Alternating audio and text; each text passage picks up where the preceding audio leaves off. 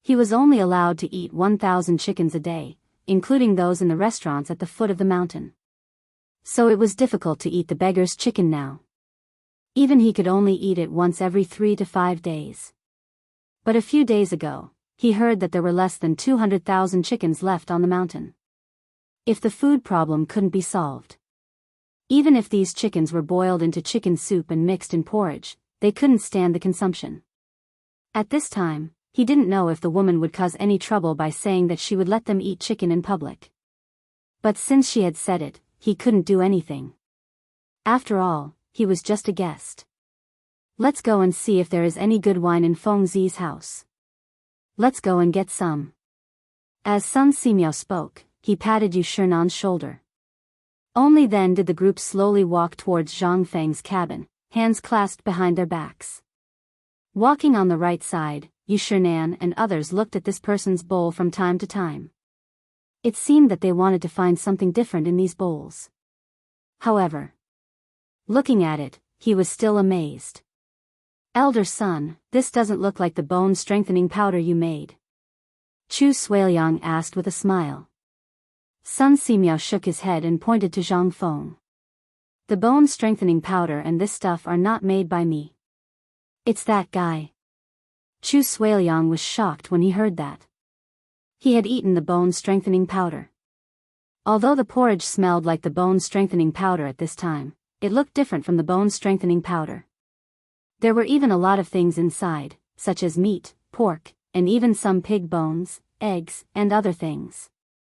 However, when he thought about how these things, which were rumored to be able to last an entire day, were made by Zhang Feng, Chu Suiliang was truly shocked. Old son, are you certain that these things were made by this brat? Chu Suiliang and the other two asked in shock. Yu Shernan stroked his beard and curled his lips. The old man mentioned this in his letter. Didn't you read it? They automatically filtered out Yu Shernan's words. Instead, he looked at Sun Simiao with a solemn expression. They had all read Yu Shernan's letter, but they wouldn't believe that these things came from Zhang Feng even if they were beaten to death. Who didn't know that Sun Simiao was the recognized divine medicine? If these things didn't come from him, who would dare to believe it? Yes. Sun Simiao made the final decision. A rumbling sound rang out in their minds. What the hell was this kid? What was in that head of hers? Moreover, even the old man didn't know that these things could be made in this way until he got the bone-strengthening powder and this porridge. Sun Simiao was a little emotional. If this kid wants to be a doctor, the old man believes that in less than 3 years, his reputation and achievements will definitely be above the old man's. And even at his peak, the old man could only look at his back. Sun Simiao's words seemed to be the highest praise for Zhang Feng. Although he had never praised Zhang Feng on the mountain, he didn't hesitate to praise himself when he was with his old friends. Zhang Feng could take it. He also wanted to know what kind of tricks Zhang Feng could come up with. How many things had not been dug out yet?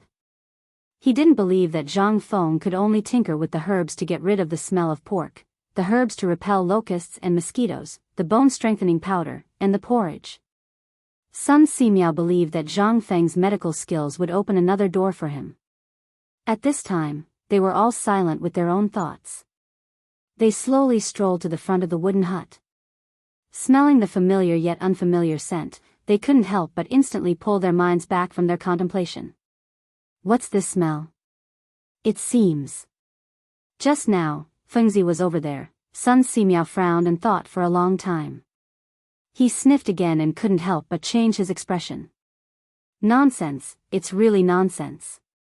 Sun Simiao couldn't help but fly into a rage after smelling it. He hurried forward and felt their pulses one by one. Yu Shernan and the others also reacted and hurried forward. Something could happen to others, but these people were all precious. One was the crown prince, one was the emperor's brother, and the others were the sons of the high dukes. If something happened to them, they hurried forward, but didn't know what to do. They could only look at Sun Simiao. When Sun Simiao put his hand on Li Qingxian's pulse, Li Qingxian looked as if he was drunk and asked them with a flushed face. Elder son, you're here? Come, Fengzi has a big cigar here. Sun Simiao was stunned. Looking at the group of people lying on the ground and laughing while eating, he couldn't help but ask, "You bunch of bastards, what are you doing?" Chapter 790. Sun Simiao was about to explode. He had been pondering about Zhang Feng's matter. But now, were they all playing tricks on him? Although Zhang Feng was also a little uncomfortable, he was at least better than Li Qingxian and the others. Seeing that Sun Simiao had misunderstood again, he hurriedly said, "Elder son, we didn't mean to play tricks on you. Look at the room. These guys are drunk because it's their first time smoking. Just treat it as if they're drunk." Zhang Feng hurriedly explained. When Sun Simiao heard this, he sniffed Li Qingxian's nose and said, "Do you think this old man is senile and muddle-headed? Are they drunk?" Seeing that he couldn't explain, Zhang Feng could only get up, take out the tobacco leaves from the drawer, and roll them up on the spot. No matter how much he said, it was better to keep silent. Now Zhang Feng was too lazy to explain. Yu Shinan saw this and hurriedly pulled Sun Simiao. "Old son, wait a minute. Did this guy come up with something amazing again?" Sun Simiao was stunned and could only shut up. He wanted to see what Zhang Feng was up to. They didn't expect that the blades of grass in Zhang Feng's hand would slowly turn into 6 fingers as thick as an index finger. They were exactly the same as the ones Zhang Feng had seen outside their door. They looked at each other and couldn't help but feel puzzled. Could it be that what this kid said before was true? Was this thing really not poison? Sun Simiao also didn't understand. He frowned and simply squatted beside Zhang Feng, carefully watching every step Zhang Feng took. When Zhang Feng finally took out the lighter from Ching Chimo's butt and lit it.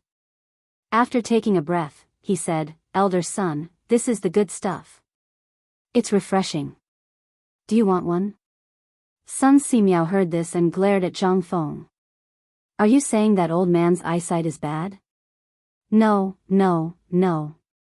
How could this kid be talking about you? This thing is real. Just try it and smoke his cigarette. In an instant, no matter how tired you are, you will be energized." Hearing this, Yu Shinan and the others' eyes lit up. "Kid, are you telling the truth? So that's what they got from the lottery? Is that why you're like this?" They weren't fools. Zhang Feng nodded. "That's right. It's just that these fellows saw how good this stuff is and were afraid that I wouldn't give it to them. So, they pumped it as hard as they could, and that's why they got drunk." When they heard this, their eyeballs almost popped out. "Kid, you're saying that this thing is the same as your white wine?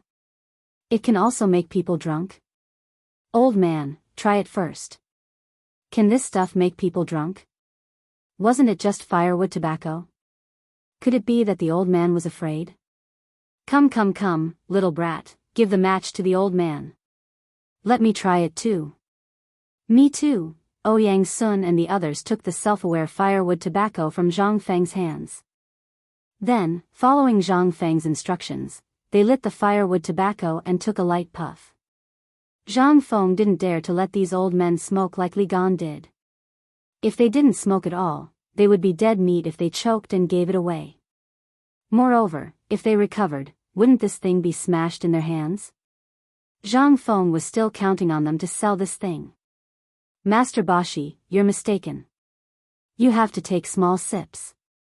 No, don't bite it. Keep it in your mouth, Mr. Sidong, you're wrong. Don't swallow, cough. When Zhang Feng turned to look, he saw that Xueji was about to swallow the firewood tobacco in one big puff. Zhang Feng was so scared that he hurriedly shouted, but it was too late. Xueji had already swallowed it, but Zhang Feng said that it was urgent, so Xueji was stunned for a moment. That moment could be said to have saved his life and Zhang Feng's life.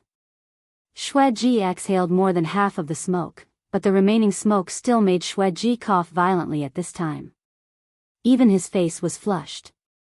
Zhang Feng was so scared that he hurriedly went up to pat him on the back and hurriedly poured tea for him.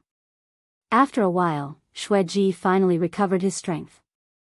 The others also stared at him with their old eyes. "Old Sidong, what do you think?" "This, How is this cigarette?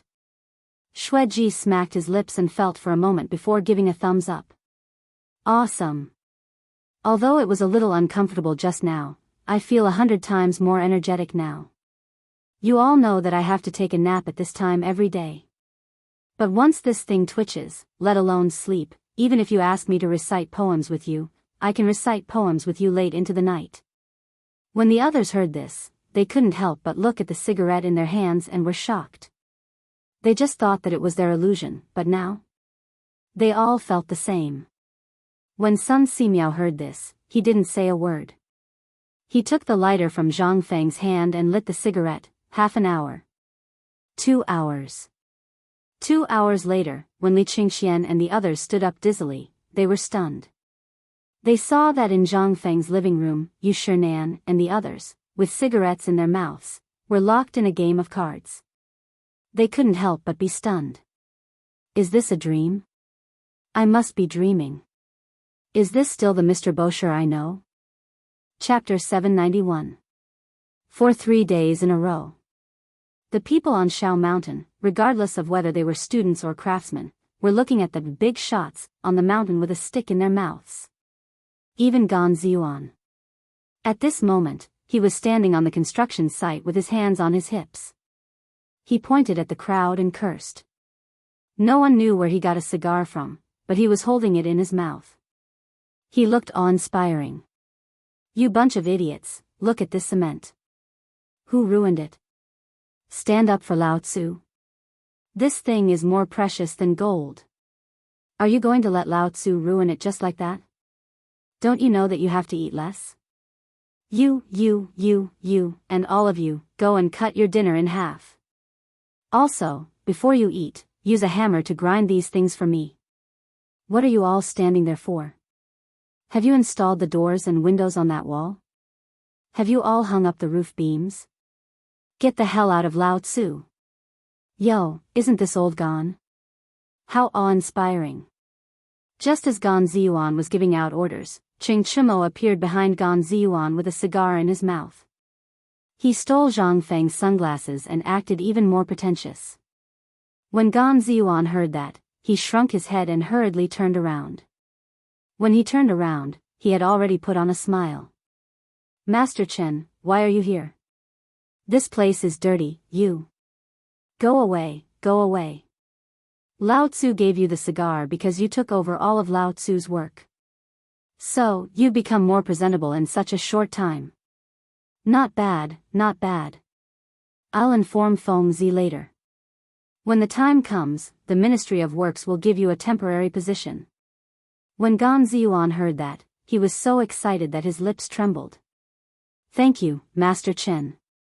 Thank you, Master Chen. If you have anything to say, just say it. I'll definitely do it. It's nothing, but I heard that a lot of people want this now. Ching Chimo sat on the pile of bricks and pointed at the cigar in his mouth. Gan Ziyuan nodded. Master Chen, you know that our brothers have been eyeing this item since it appeared. If you could get some from the dean, they would be very grateful to your family. Fine, fine, fine. Ching Chimo waved his hand. He looked left and right, then took out about a dozen items wrapped in white paper, each as thick as a little finger, and said, I got these when Feng Zi wasn't paying attention. Save them. This is, Gan Ziyuan's originally burning heart was instantly extinguished after seeing these white slips of paper. This thing seems to be, don't mind it. Feng Zi is afraid of killing you, so he slightly improved it. By the way, these cigarettes cost 5 beggars' chickens. Put it on the tab first. We will wait for you at the tavern at the foot of the mountain in the evening. After that, Ching Chimo slipped away. Later, in various places on the mountain, Li Qingxian and the others were doing the same thing. Even Zhang Sun at this time, with a large pack of cigarettes, was shuttling through various marquises' mansions at the foot of the mountain, as well as Li Shimon's palace. Everyone was dumbfounded when they saw it. Zhang Sun also did not hesitate to light a cigarette in public to demonstrate to them. Now, after Zhang Feng's improvement, the paper cigarettes were basically very light. If they smoked again, except for Yu Shinan and the others, they could basically satisfy. Except for the special big cigars, there were only paper cigarettes left. It was not that Zhang Feng was lazy to do it, but because he was afraid of killing people. After a month, if these people completely liked this thing, it would be easy to handle. On the other side, Yu Shinan and the others basically regarded Li Yuan's bamboo house as their daily office area. As long as it was someone they knew or wanted, they basically wrote a letter to each person, plus 3 paper cigarettes, and gave them to the students one by one, and sent them down the mountain as fast as possible. What is this thing? In the Imperial Palace. Li Shimin looked curiously at the paper cigarette in his hand and asked. Your Majesty, this is a good thing that Fengzi has been tinkering with during this period of time. Li Shimin's eyes lit up when he heard this. Quickly tell me, what is this thing, and how to use it?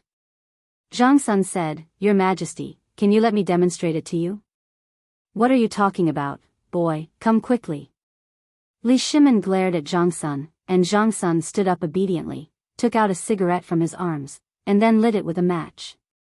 He imitated Zhang Feng and took a deep breath. Although his appearance was a bit exaggerated, the enjoyment on his face could still be seen. Li Shimin also could not wait.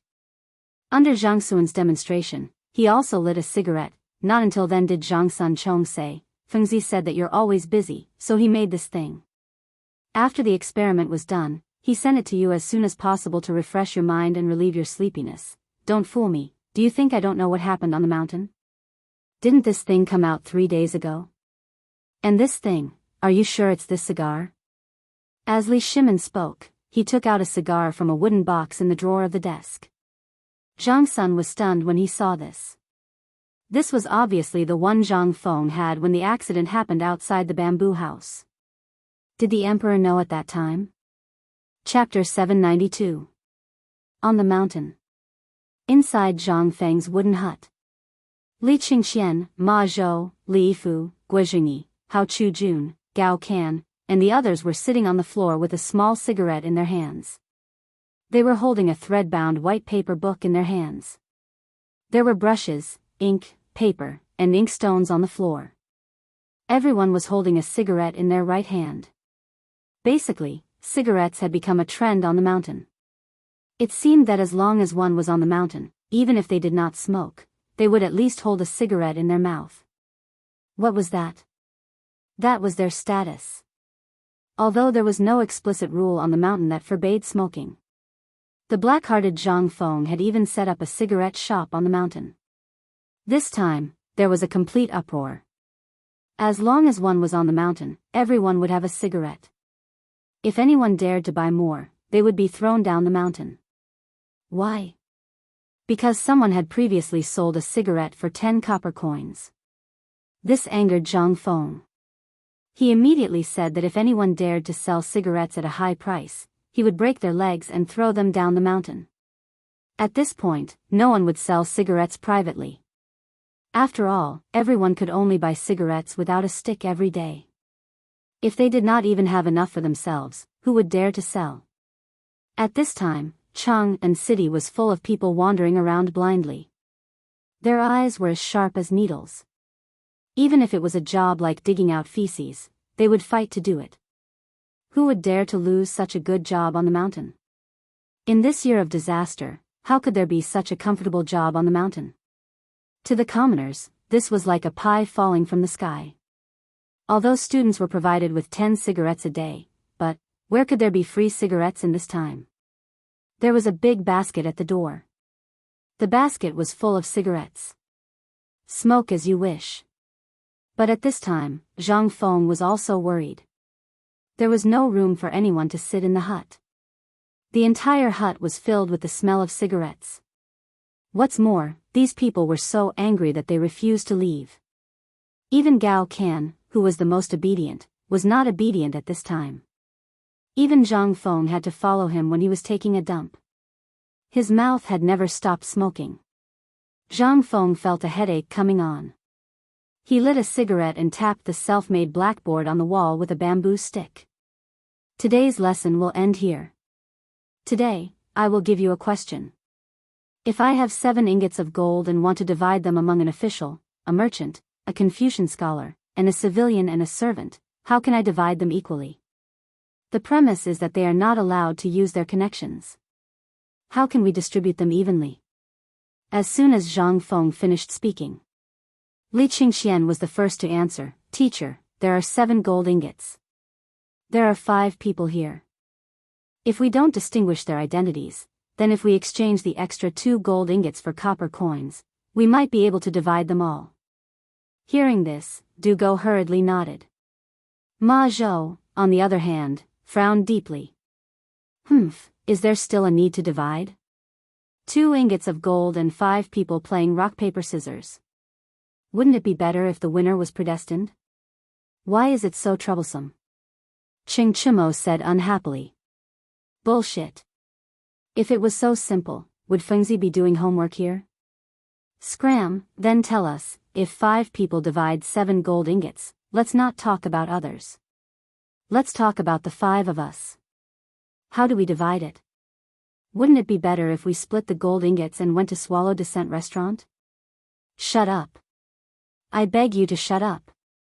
I was wrong. Zhang Feng collapsed. On one hand, it was because of the smoke.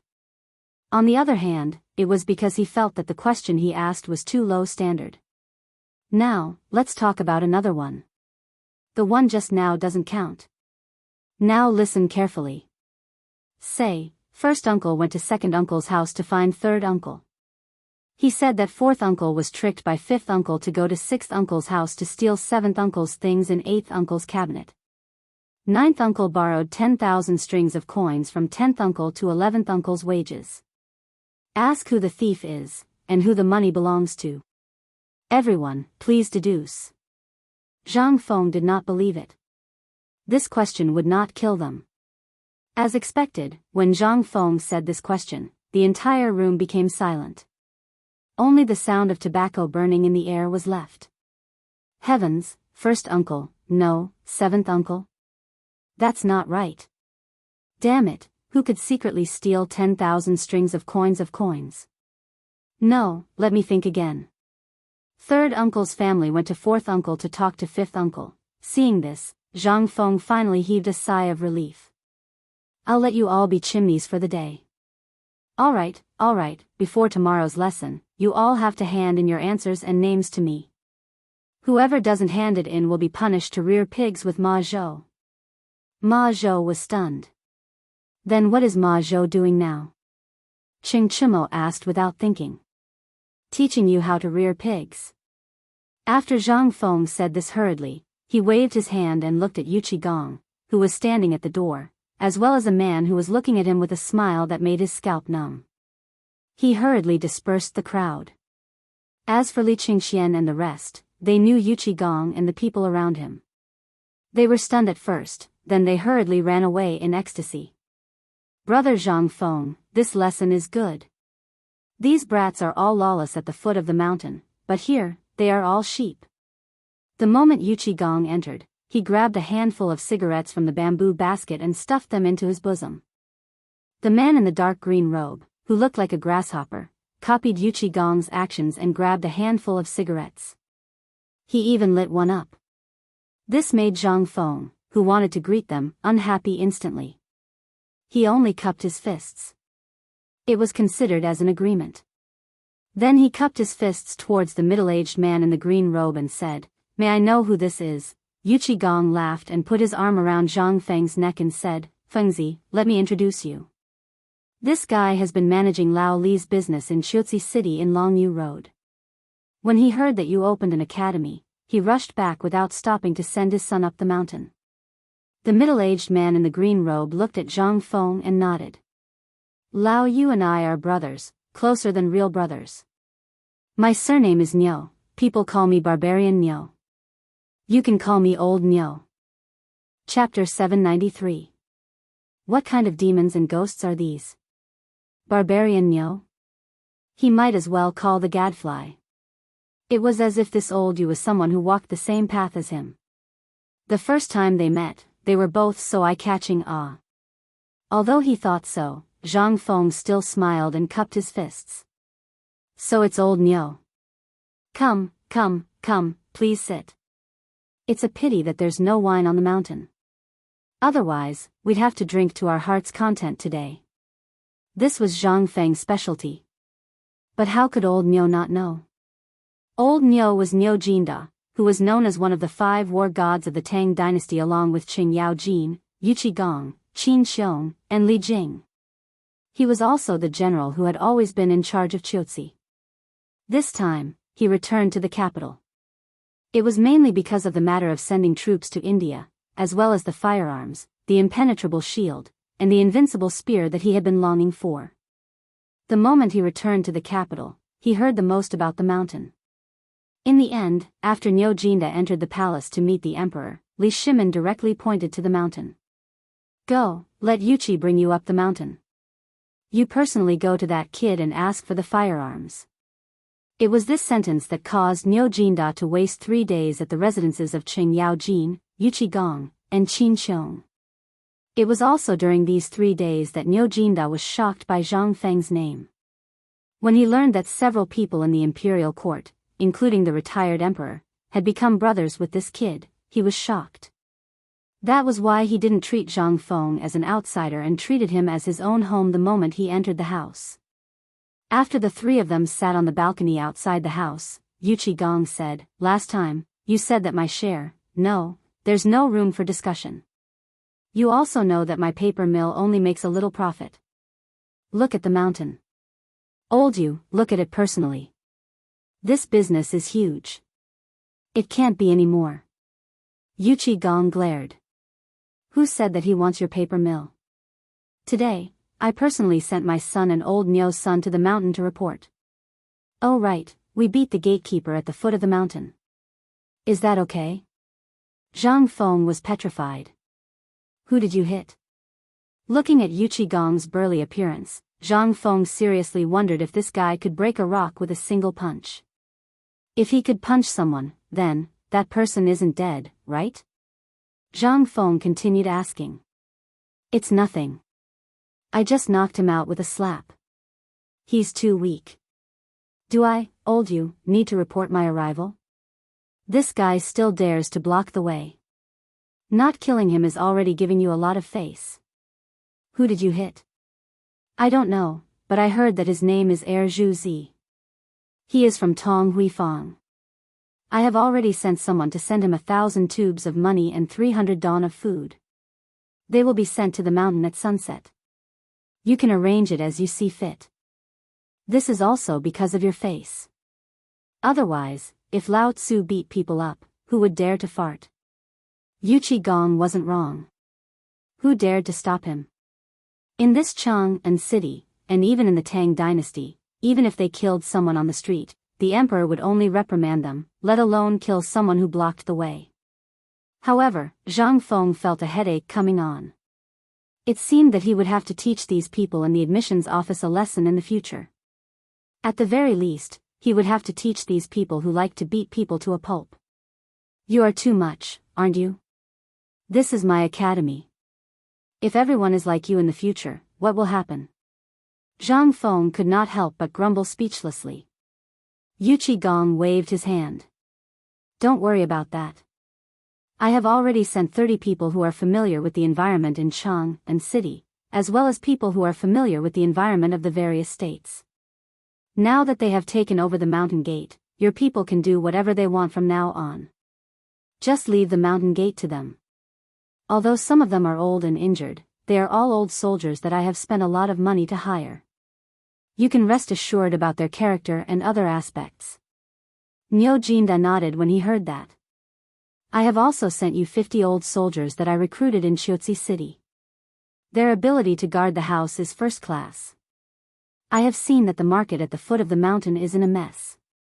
With these people around, you can rest assured that everything will be arranged properly for you. Zhang Feng's eyes widened when he heard that. So the 2 of you are treating my mountain as a retirement home? You are throwing your unwanted subordinates to me?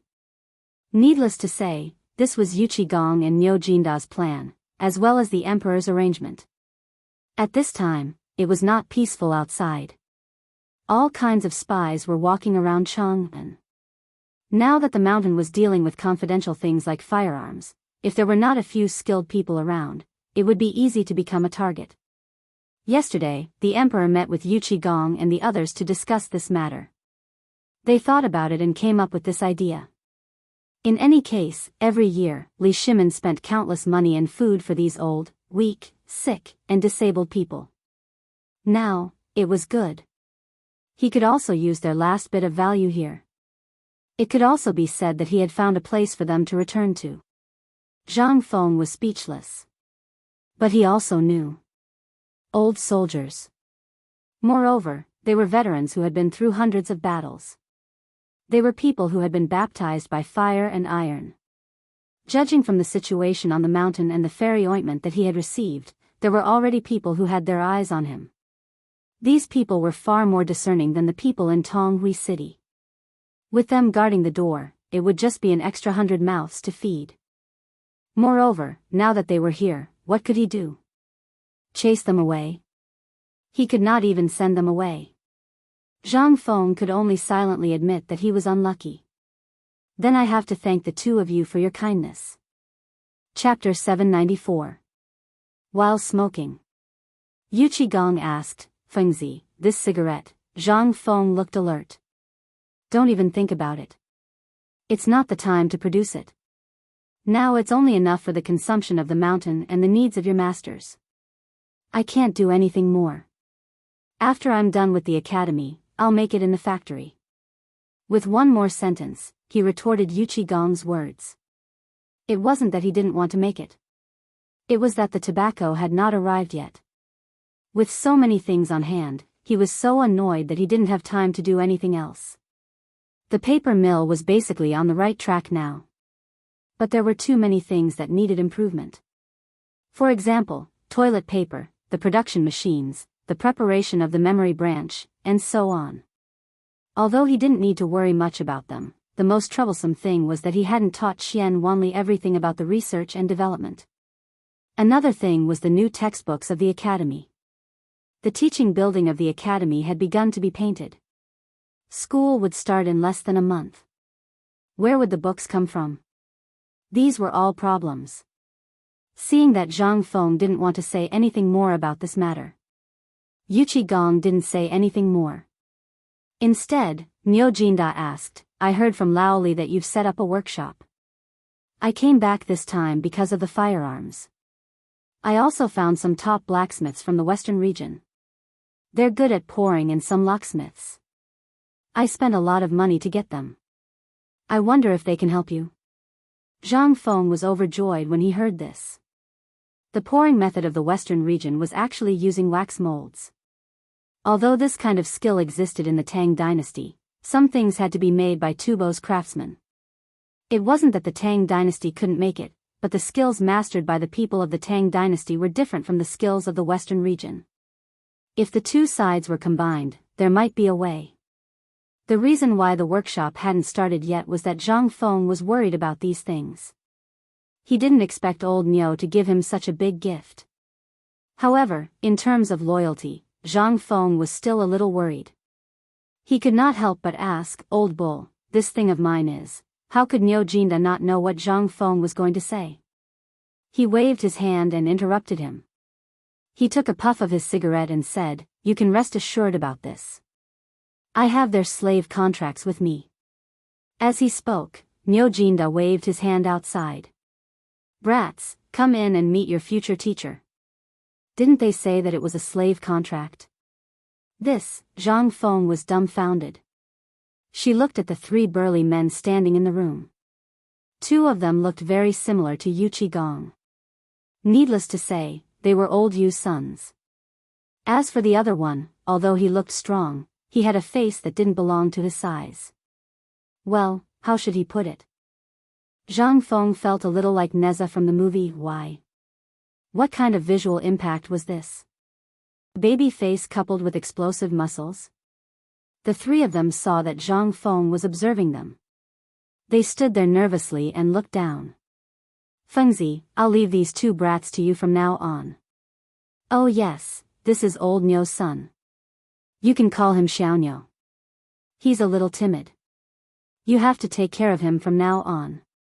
As for my two brats, you can make whatever you want. Yes, Xiaoniu has been spoiled by his mother since he was young. Fengzi, I'll leave him to you. Take care of him. He's very obedient. Zhang Feng was speechless. Alright, since we're all brothers, what are you talking about? Zhang Feng wanted to refuse. However, when he saw the name list that Yuqi Baolin handed to him, he couldn't stay calm anymore. In this name list were the slave contracts of those craftsmen from the western region. With this, the firearms could be produced more efficiently. Moreover, there was no need to worry about the secret being leaked. Most importantly, there were two awesome people in this list.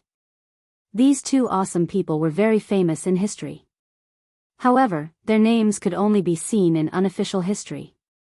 However, when Zhang Feng visited the Shi and Steel Forest Museum, he had seen their names and the glass products and gold and silver wares they produced.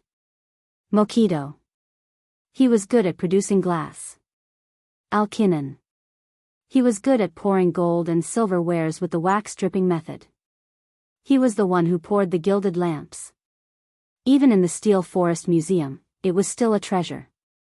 He didn't expect old Nyo to get his hands on these two people.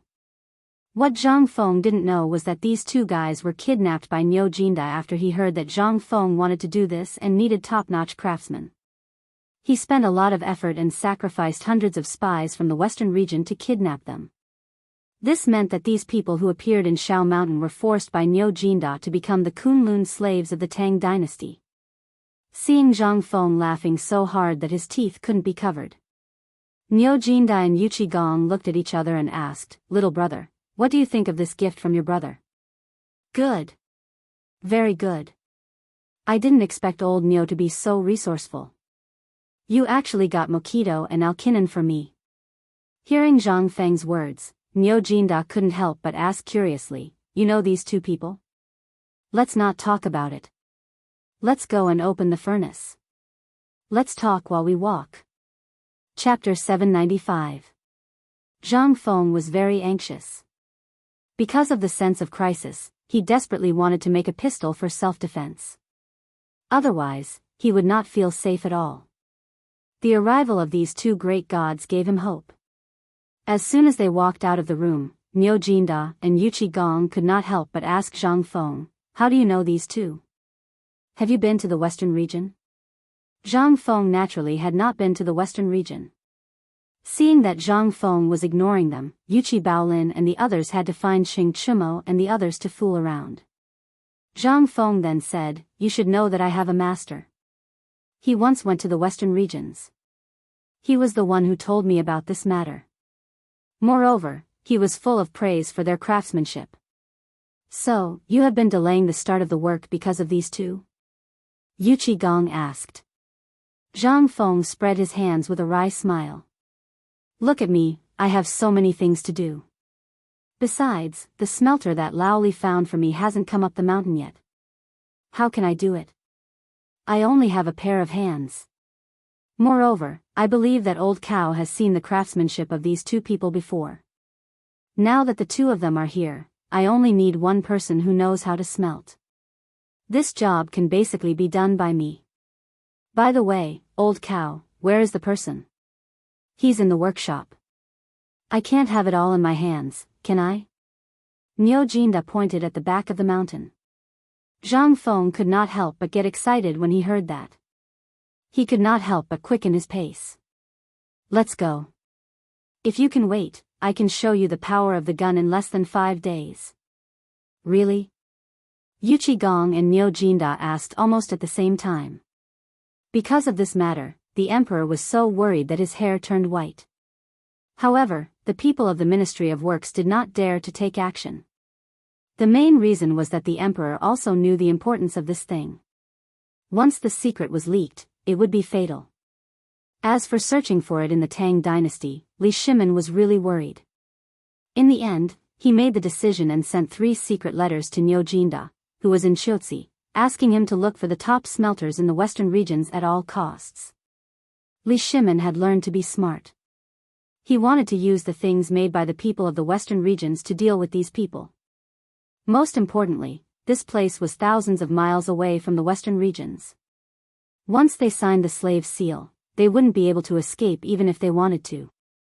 In addition, Gong and Niu Jinda had brought along many layers of protection.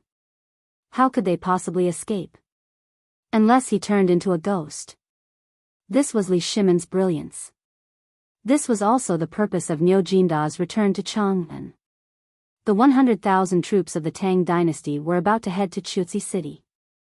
When they officially set off, if they could get even 1,000 firearms or that kind of shield, this operation would not only be a deterrent, but also a deterrent. Although they had never seen firearms. However, when Li Shimon, Gong, and the others passed on Zhang Feng's words to Niu Jinda knew that he didn't need to ask for too much. Just a little bit would be enough to change the outcome of the battle. Divine weapons were often the best things to deter the enemy. The unknown was the most terrifying thing. While they each had their own thoughts. Finally, they arrived at the forge on the edge of the cliff. At this time, the forge was filled with the stench of a fox.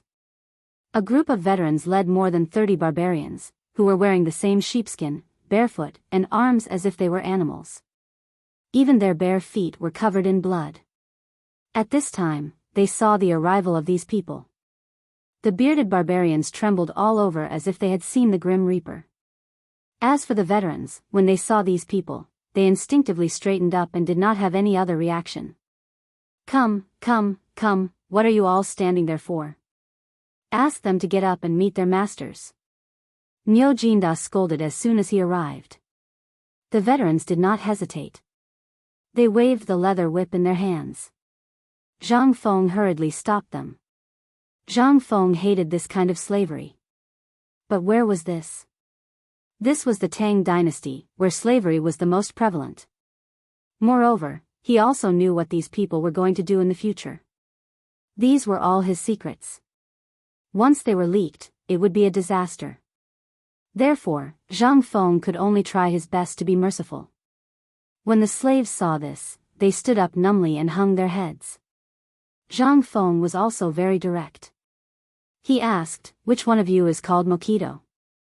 Which one of you is called Alkinan? Come out. Zhang Feng's voice did not seem to have any effect. Everyone just stood there numbly. Are you deaf? If you don't come out, you will all die for Lao Tzu. Niu Jinda shouted. It was indeed effective. After everyone trembled in fear for a while, 2 people in the crowd slowly walked out of the crowd. Both of them were basically the standard of the Hu people. Their faces were full of vicissitudes. It was unknown whether it was because they walked all the way from the western regions to Chang'an, or because they had always been like this. Zhang Feng saw the 2 of them come out.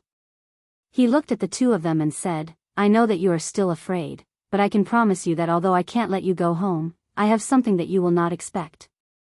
I have something you can't imagine here, and I can guarantee that you'll become the best craftsman in the world here. I promise that as long as I, Zhang Feng, am here, no one will do anything to you. You will have the same status and treatment as me. What do you think?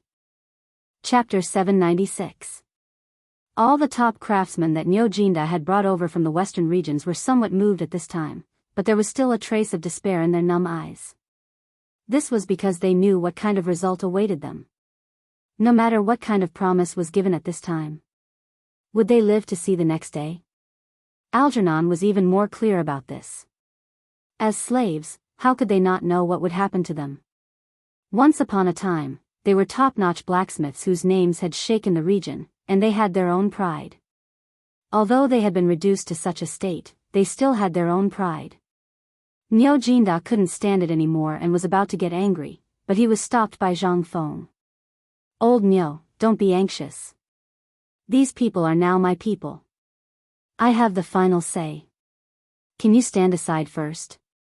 Zhang Feng hurriedly comforted Niu Jinda and Gong. Zhang Feng had plenty of methods to make these people obediently submit. To put it bluntly, these people were no different from the mad scientists of the future. In fact, they had not seen some things. If they knew that he had things that they had never heard of or seen before, would they still be like this? That would be like seeing a ghost. Zhang Feng wasn't anxious or angry. He just took out some forging blueprints that he had drawn when he had nothing to do. These blueprints were very simple, but they were basically plans of roads and roads. Zhang Feng purposely shook the snow-white blueprint until it made a rustling sound. As for Algernon and the others, although they didn't say anything, from the way they quieted down and leaned forward slightly, it could be seen that they were carefully observing Zhang Feng's actions. Niu Jinda and Yuqi Gong couldn't understand Zhang Feng's actions. They wanted to say something, but after opening their mouths, they didn't say anything. They wanted to see what Zhang Feng was up to. Zhang Feng opened the blueprints and spread them open. The blueprints were about the size of a table. On them were the blueprints of an improved crossbow, as well as the blueprints of a disassembled crossbow. These blueprints weren't the ones that everyone knew. They were the ones that had been modernized and improved in the future. They were the type of crossbow that could shoot about 1,000 meters. When the blueprints were spread out, Yu Juanda and Yuqi Gong were instantly attracted by them, even though they couldn't understand them. However, they still recognized the body of the crossbow and Jian Xian. No matter how much this thing was modified, they could still see the outline of the crossbow on the top of the blueprints. Fengzi, why does this look different from the crossbows we have seen before? Now, he couldn't help but stare at the drawing with his bearded eyes, trying to figure out what it was. However, he could only roughly tell that it looked like a crossbow from its shape. He really couldn't understand the details of those bits and pieces. Yuqi Gong and Xing Yaojin also came up and asked at the same time, Fengzi, what is this thing of yours? Why does it look a little? Their conversation instantly attracted the attention of the guards standing at the side. Then, everyone started whispering to each other. They were all soldiers, so they often dealt with bows and arrows. However, when they saw this thing again, they couldn't help but be surprised. Was this kid trying to make a crossbow? Zhang Feng smiled. His eyes were fixed on Arjunong and the others. Seeing that everyone was confused, Zhang Feng didn't hold back and said loudly, "You have all seen this before, so you should be familiar with it." That's right, it's something that everyone is very familiar with, a crossbow. However, your understanding is a little off. This thing is indeed a crossbow, but a normal crossbow has a shooting range of about 100 to 150 meters. However, according to my requirements and the blueprints, a crossbow made of steel can shoot at least 1,000 meters if it's based on an ordinary person's physical strength and configuration. What? 1,000 meters? How is that possible? Impossible. What in the world can make a crossbow shoot 1,000 meters? This is simply absurd. Everyone was shocked when they heard this. Yu Juanda and Yuqi Gong couldn't help but exclaim. From what they knew, there was nothing that could shoot more than 1,000 meters. Even that kind of huge crossbow wouldn't be able to shoot that far. At this moment, the craftsmen from the western region couldn't help but become restless. However, Arjunong and Xing Yaojin didn't react at all. It was as if this temptation hadn't reached their limit yet. Zhang Feng seemed to have expected this. He glanced at Arjunong and Xing Yaojin. He seemed to be talking to Niu Jinda and Yuqi Gong, but rather to Arjunong and Xing Yaojin. You should have heard of something that I've mentioned before, right? Niu Jinda narrowed his eyes. You're talking about the crossbows made of the same material as the impenetrable shield and the invincible spear? Chapter 797. That's right, it's that kind of material. It's the steel I mentioned before. Zhang Feng nodded and continued. He pointed at the blueprint and said, most of the weapons on the market are made by companies. Although these things can be said to be willful, they are very easy to damage. If a crossbow is used for a long time, it can be said that it has to be reforged.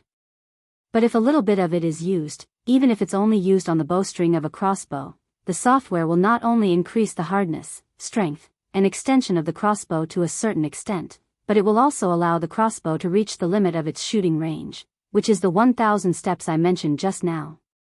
The eyes of Niu Jinda and the others turned red in an instant. This kid had mentioned steel more than once before. He had also said that it was invulnerable and that the rain was an invincible spear. However, this kid had always regarded it as a treasure and had not taken any action. But now, the emperor had allowed this kid to take out this thing at such a critical time. Even so, this kid still did not reveal how awesome this thing was. He had only told Chen Chumo and the others before. At that time, everyone thought that Zhang Feng was really bragging, and they only remembered the invulnerable spear and the invincible spear in their minds. How could they remember this material? In their hearts, this material was nothing more than that kind of iron with some other things added. But now, what about this time? This kid had actually said this in front of a group of blacksmiths from the western region who had been captured by them. Could it be that these two people, especially Algernon, were very useful to this kid? Everyone couldn't help but look at Algernon again. Even so, Algernon did not react at all. It was as if what Zhang Feng had said had nothing to do with him. Niu Jinda's temper couldn't help but rise again. When Zhang Feng arrived, he was even more expectant. The more calm he was at a time like this, the more it showed that this person was awesome, really awesome. It was just that young Master Zhang's words hadn't poked at their sore spot yet. Zhang Feng wasn't in a hurry. He once again explained to Niu Jinda and the others what was awesome about the crossbow. Instead of his previous indifference, he mysteriously pulled Lu Jinda and the others to the side and used a voice that everyone could faintly hear to speak. "Brothers, do you still remember the firearms I mentioned before?" Niu Jinda, Yuchi Gong, and the others' eyes lit up when they heard this. They nodded without hesitation. "I've heard of it. Didn't you want to make this thing? Didn't you ask these people to come here and make this thing? You talked about steel and this crossbow, which led us all to the same place. Don't tell me you don't want to make this thing." Zhang Feng glanced at Algernon and said, "No, you're wrong. That thing must be practiced. But before practicing that thing, you have to practice what you just did. If you can't even practice what you just did, then you should just forget about that thing, right?" Yuchi Gong frowned. "What do you mean?" Zhang Feng smiled faintly and raised his voice a little. "Do you know why I haven't started yet? It's not that I don't want to do it, it's just that I can use it to protect myself. It's also a great opportunity for me to make a name for my White Deer Institute. Just like what you said just now, if I can solve the Emperor's urgent problem, wouldn't I be able to enter the Imperial Court in an instant? Wouldn't I have to wait for the Imperial examination 3 years later? But under this premise, the train is very dangerous. If it's not handled properly, not only will it hurt others, it will also hurt oneself. So, old you know that I cherish my life. If there's even the slightest danger, I won't dare to do it." Yuchi Gong nodded at Cheng Yaojin. This kid was as timid as a mouse. However, they didn't know what Zhang Feng was trying to say, so they could only go along with him. "Kid, if you have something to say, just say it. Don't dawdle like a girl. All right. I know that you, old you, are an impatient person. Let's put it this way. Steel is a very important thing. It's refined from iron, and it's even more precious than snot. Take the iron piled up here as an example." Zhang Feng pointed at the pile of scrap metal in the corner of the forging room and said, "As you can see, this pile of scrap metal doesn't add up to more than 10,000 pounds. It seems like a lot to you, but if I tell you that if you want to smelt them all and reforge them, you can only make about 100 caddies of steel, would you believe me?" 100 caddies? Yuchi Gong, Niu Jinda, and the others weren't the only ones who were surprised. Even the blacksmiths from the western region were shocked as they looked at the piles of worn-out ironware behind them. Even Algernon hurriedly glanced at the pile of rusty subways next to him. Everyone couldn't believe it at this time. There was about 80,000 jin of scrap iron, but how could they praise it? There were so many things in this kid's mouth, but he could only smelt out 100 jin. What was going on with his so-called steel? Zhang Feng ignored everyone's shock, because his eyes were fixed on Algernon and Niu Jinlong. Seeing that Algernon finally reacted, he couldn't help but raise his voice again. "Yes, you didn't hear it wrong. It's 100 caddies. Do you know why? This is where the difficulty of this thing lies. In the eyes of many people, these things seem to have reached the pinnacle, but in my eyes, they are still just scrap metal. Even the famous Immerse saber of the Great Tang is just a pile of scrap metal used by children to fight in my eyes. In front of a real steel saber, no matter how many iron sabers there are, they are just like wooden sticks. Silence. Silence. A deathly silence. Everyone was completely silent at this time. Seeing this, Zhang Feng continued to use his big move. He firmly believed that as long as the temptation was strong enough, he could even grind a 100-meter thick iron rod into a needle. So, as long as this thing is really made, I can make it for you even if it has a range of 10,000 steps, let alone 1,000 steps. However, even the cleverest housewife can't cook without rice. I originally thought that this time, old bull, you would find me some top-notch blacksmithing talents from the western region. But I never expected that old bull, you would find me a bunch of trash. Chapter 798. Upon hearing this, the craftsman from the western region burst into an uproar and growled angrily. Kid, you can insult us, but you can't insult our skills. That's right. Although we are slaves now, we used to be people with high status in our respective fields. You actually dare to say that we are all trash? Boy, do you dare to make a bet with your grandfather? Yes. Let's have a bet. Whoever doesn't have a bet is a coward. Motherf asterisk cur, even if I have to risk my life, I will bite off a piece of meat from your body. You've gone too far, you've gone too far. Impudent. Shut up. Are you trying to rebel? As Niu Jinda's subordinates berated them, everyone shut their mouths. However, they still stared at Zhang Feng with bloodshot eyes.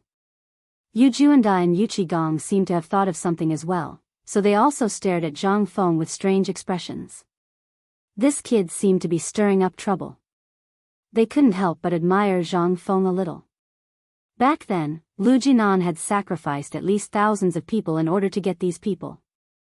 It was for no other reason than to obtain the legendary shield and spear that were invulnerable to swords and spears.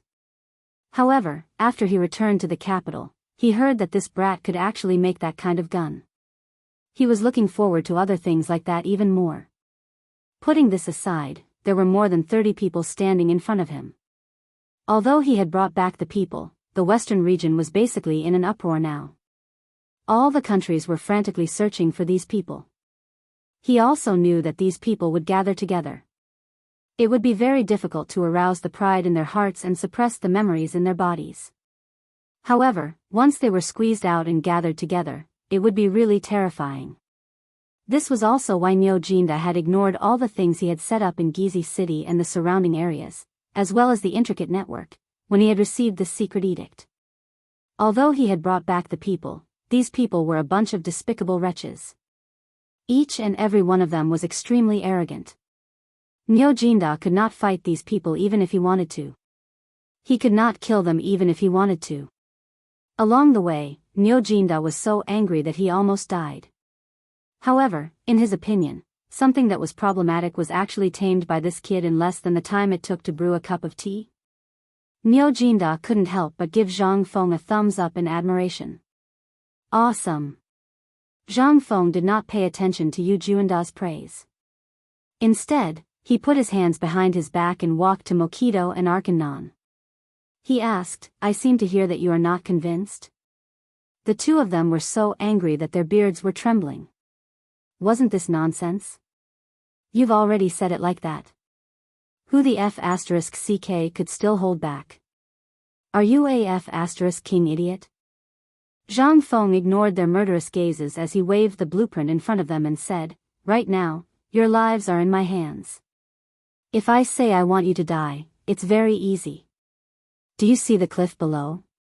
All I need is a gentle push, and all of you will die instantly. Bah! Trash!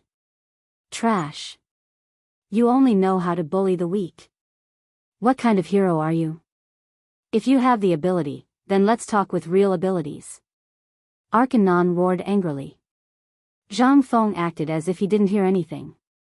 He patted Arkanon's shoulder and said, don't worry, don't worry. I haven't finished yet. I have another option for you. Like I said, as long as you do as I say, or if you want to prove that you're not trash, I can teach you this magical forging technique. I can also teach you this confidential thing. Whether you're a mule or a horse, whether you're trash or a talent, let's talk about it, okay? What do you want? Arcanon, if you're here and can't understand what Zhang Fengna is trying to say, then you've lived your life in vain. At this time, the people behind him were still looking at Zhang Feng with vigilance and anger. The husband ignored him. Finally, he looked at the top forging master, Liuli. Mokito said, although I haven't met you in Arcanon, my master has praised your craftsmanship. Now, I have a way for you to make something that will surpass anything you've made before. Believe it or not, as long as you're willing to prove your ability, I will do my best to teach you everything I know. I promise that I will send you back after 10 years. What do you think? During this time, you will be treated the same as me. 3 pots of good wine, 3 beggars' chickens, and a full meal every day. What do you think? What do you think? Same for you. You will serve for 10 years. If I, Zhang Feng, can't make you famous in the world within 10 years, I, Zhang Feng, will let you take my head at any time. Everyone was shocked, including Yu Qigong and Niu Jinda. However, Zhong Tong did not care about anyone. At this time, only 3 words flashed in his mind. The Academy of Science. Lao Tzu's Academy of Science finally opened today. Chapter 799. Alkinen and Mokito were not fools.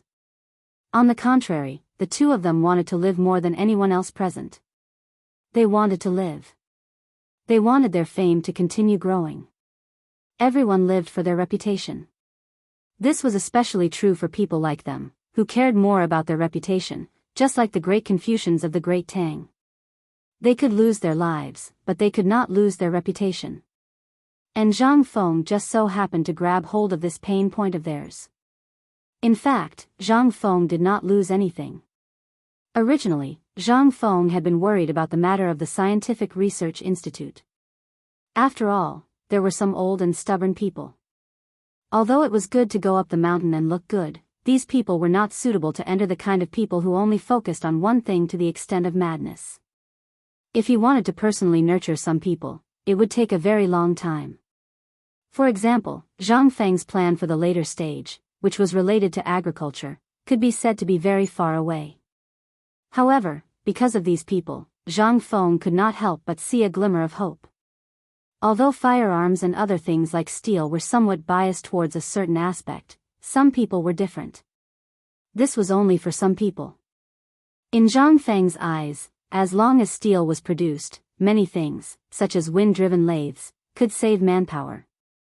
If they were used to manufacture certain things, they would enter another level.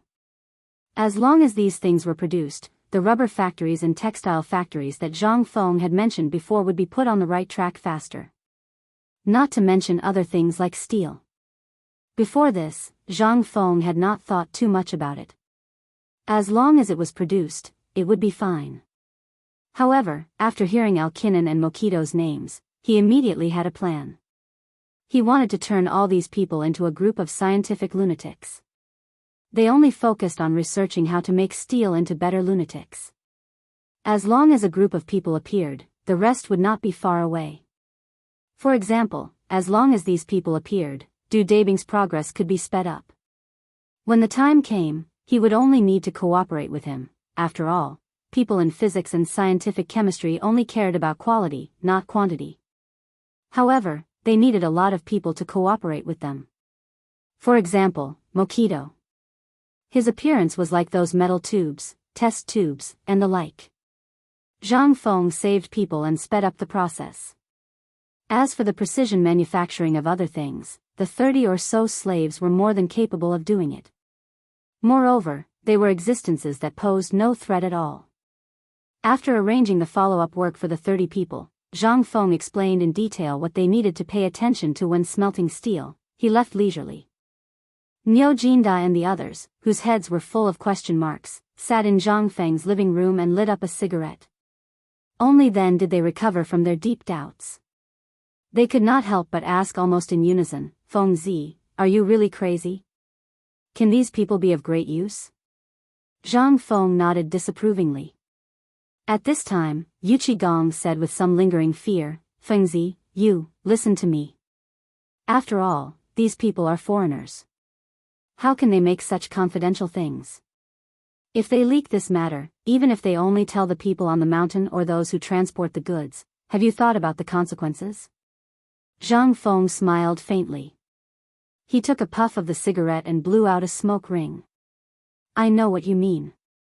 Those who are not of my race must have different intentions, right? Yu Qigong did not speak. He just nodded with a serious face. The reason why these people were brought to the mountain was that they wanted to help the Tang dynasty find craftsmen in the future. In other words, they could be used as prisoners on death row. However, Zhang Feng wanted to put them in an important position. Moreover, he wanted to pass on the core secrets that they did not know to these people. What if this spread out? Zhang Feng shook his head and said with certainty, in fact, sometimes these people are more reliable than those in the Tang dynasty who think they are top craftsmen or those who are famous. The two were puzzled. Zhang Feng continued, you can treat these people as lunatics. They did do these things for fame and benefits, or for some family inheritance, but that was in the past. Now they also know that it is absolutely impossible for them to go home. Under such circumstances, hope is far more effective than despair. For example, you are one of the 4 gods of war of the Tang dynasty, but you accidentally get lost in the desert and are intercepted by the Turks. Do you think they will directly kill you to vent their anger? Or will they squeeze the most value out of you? Yu Qigong and Niu Jinda were shocked. In an instant, a layer of white hair appeared all over their bodies. Although Zhang Feng's words were unintentional, they really poked at their sore spot. They were indeed generals. Moreover, they knew some secrets that were simply unimaginable for the Turks. They had thought countless times about what would happen if they fell into the hands of the enemy. But at this time, if they thought about it from another perspective, they could not help but think of the meaning of Zhang Feng's words just now. Although they were not cowards and were not afraid of death, in some aspects, if someone tried to goad them into action in the military field, they were likely to fall for it. Zhang Feng's words were unintentional, but he inadvertently reminded the two of them. If they also used this trick in the military, then, the several people in the room could not help but take a puff of smoke, frowning deeply. After a long time, one of them smacked the last bit of smoke in his hand and said, "Boy, I'm convinced." Chapter 800. Although the matter here had been resolved, more than 30 craftsmen from the western regions had suddenly appeared on the mountain. The news had already spread like wildfire on the mountain. Hey, have you heard? Just now, I heard that the dean is working on some forging method. Previously, there was no movement. But today, 2 big uncouth men suppressed a group of people from the western regions. I heard that they are some craftsmen. It seems that the dean wants to conduct a visit there. Moreover, he wants to hand over everything he knows to those people. When this voice reached everyone's ears, everyone was stunned for a moment. What did you say? When did the dean set up a forging workshop on the mountain? This is impossible. I just heard that the dean set up a paper mill at the foot of the mountain. How is this possible? Suddenly, he set up a forging workshop. What is the dean doing? As the sun set, all the craftsmen and the students on the mountain sat on the piles of materials and wood in the kitchen, eating in 2s and 3s. While eating, they whispered about this matter. Although Xing Chui and Zhang Sun sat far away, they could still hear some of these things at this time. At this time, they saw Wei Shuyu, Yuchi Baolin, the 2 brothers, and the boy from the Niu family running over with several black mud balls in their arms. The 2 of them subconsciously walked to the other side with their bowls. On the other side, Li Qingxian and Du Go had already put some account books and other things on the table into a basket. There were several bamboo bottles of beer on the table. They quietly looked at the mud balls in the hands of Yuchi Baolin and the others and drooled. When Xing Chumo and Zhang Sun Chong walked over, Yuchi Baolin and the others also placed black briquettes on the table. Out of habit, Wei Shuyu picked up 2 mouthfuls and a mudfish from under the table and knocked on it. In an instant, a fragrant smell wafted out, causing everyone to greedily take a few sniffs. Chimo mysteriously took out a paper bag from his arms and waited for the golden roasted beggar's chicken. After putting it on the table, he casually sprinkled some spices on it and grabbed a chicken breast and began to eat it. When the others saw this, how could they be vague? In a short while, they divided the chickens neatly, leaving only some skin standing on the lotus leaves. While eating, Zhang Sun Chong gnawed on a bone and asked, "When I was eating and keeping watch over there just now, I heard them say that Uncle Lu has recruited more than 30 craftsmen in forging and smelting. Now Fengzi wants to impart all the forging knowledge he has learned to those people. Have you heard about this?" Li Qingxian, when he heard this, he was shocked. He subconsciously looked at Yuqi Baolin and Niu Jinda's son. "You three, what's going on?" Other than Yuqi Baolin and the other two who had just joined, everyone else knew of Zhang Feng's incredible skills. Yet, he wasn't imparting it to his own brothers, and instead, he was giving it to the Hu. What was going on? There was something going on here. When the three of them heard this, Yuqi Baolin chewed on the chicken thigh and put a chicken head in his mouth and said, "Hey! What's the big deal? I heard that those 30 or so people were given a secret order by the higher-ups." Uncle Niu even activated the spies he arranged without hesitation. He lost more than 1,000 experts in the western regions in exchange for these top-notch experts. I heard that they were going to do something about being invulnerable to swords and spears, and a spear that could pierce anything. But when they went up the mountain... Well, you can shut up. Before Yuqi Baolin could finish, Li Qingxian waved his hand and interrupted him. But there were only countless question marks in his mind. Needless to say, the secret order must have been issued by his father. But he only knew one thing. Was there no talent in the Tang dynasty that could be used? Li Qingxian couldn't help but look at Zhang Feng's house and the wisps of smoke drifting out from the windows and door. He frowned deeply. On the other side, under an old jujube tree under the waterfall, Yu Shinan and the others were sitting at a table and playing cards enthusiastically. At this moment, Ma Zhou and the others had just finished dinner. They were talking with the government about what they had just heard at the mountain gate while walking to the pig farm. And their voices happened to be heard by Yu Shinan and the others. Yu Shinan and the others asked, "What are you talking about? What did Fengzi do this time?" Seeing that it was Yu Shinan, Ma Zhou asked again. He hurriedly bowed and said, "I'm Ma Zhou. Nice to meet you." Yu Shinan asked again, "What happened just now?" Hearing that, Ma Zhou was stunned for a moment, but he still answered honestly, "Just now, it was said that the dean found a group of craftsmen from the extraterritorial region at the foot of the mountain. The dean is going to teach them all he knows about forging." The faces of Yu Shinan and the others couldn't help but change slightly. Are you sure?" Ma Zhou couldn't help but lower his body a little. "I'm sure. I heard it from many people. And at that time, your salary was also present," but he didn't say anything. Before Ma Zhou finished speaking, Yu Shinan flew into a rage. "Nonsense, this is simply nonsense." Chapter 801. They were just discussing how to make a name for themselves in the academy. However, in the blink of an eye, Zhang Feng had created such a mess. He was simply not doing his job properly. If the scholars of the world knew about this, then wouldn't White Deer Academy have to face the condemnation of everyone? Yu Shinan and the others became even angrier at the thought of this.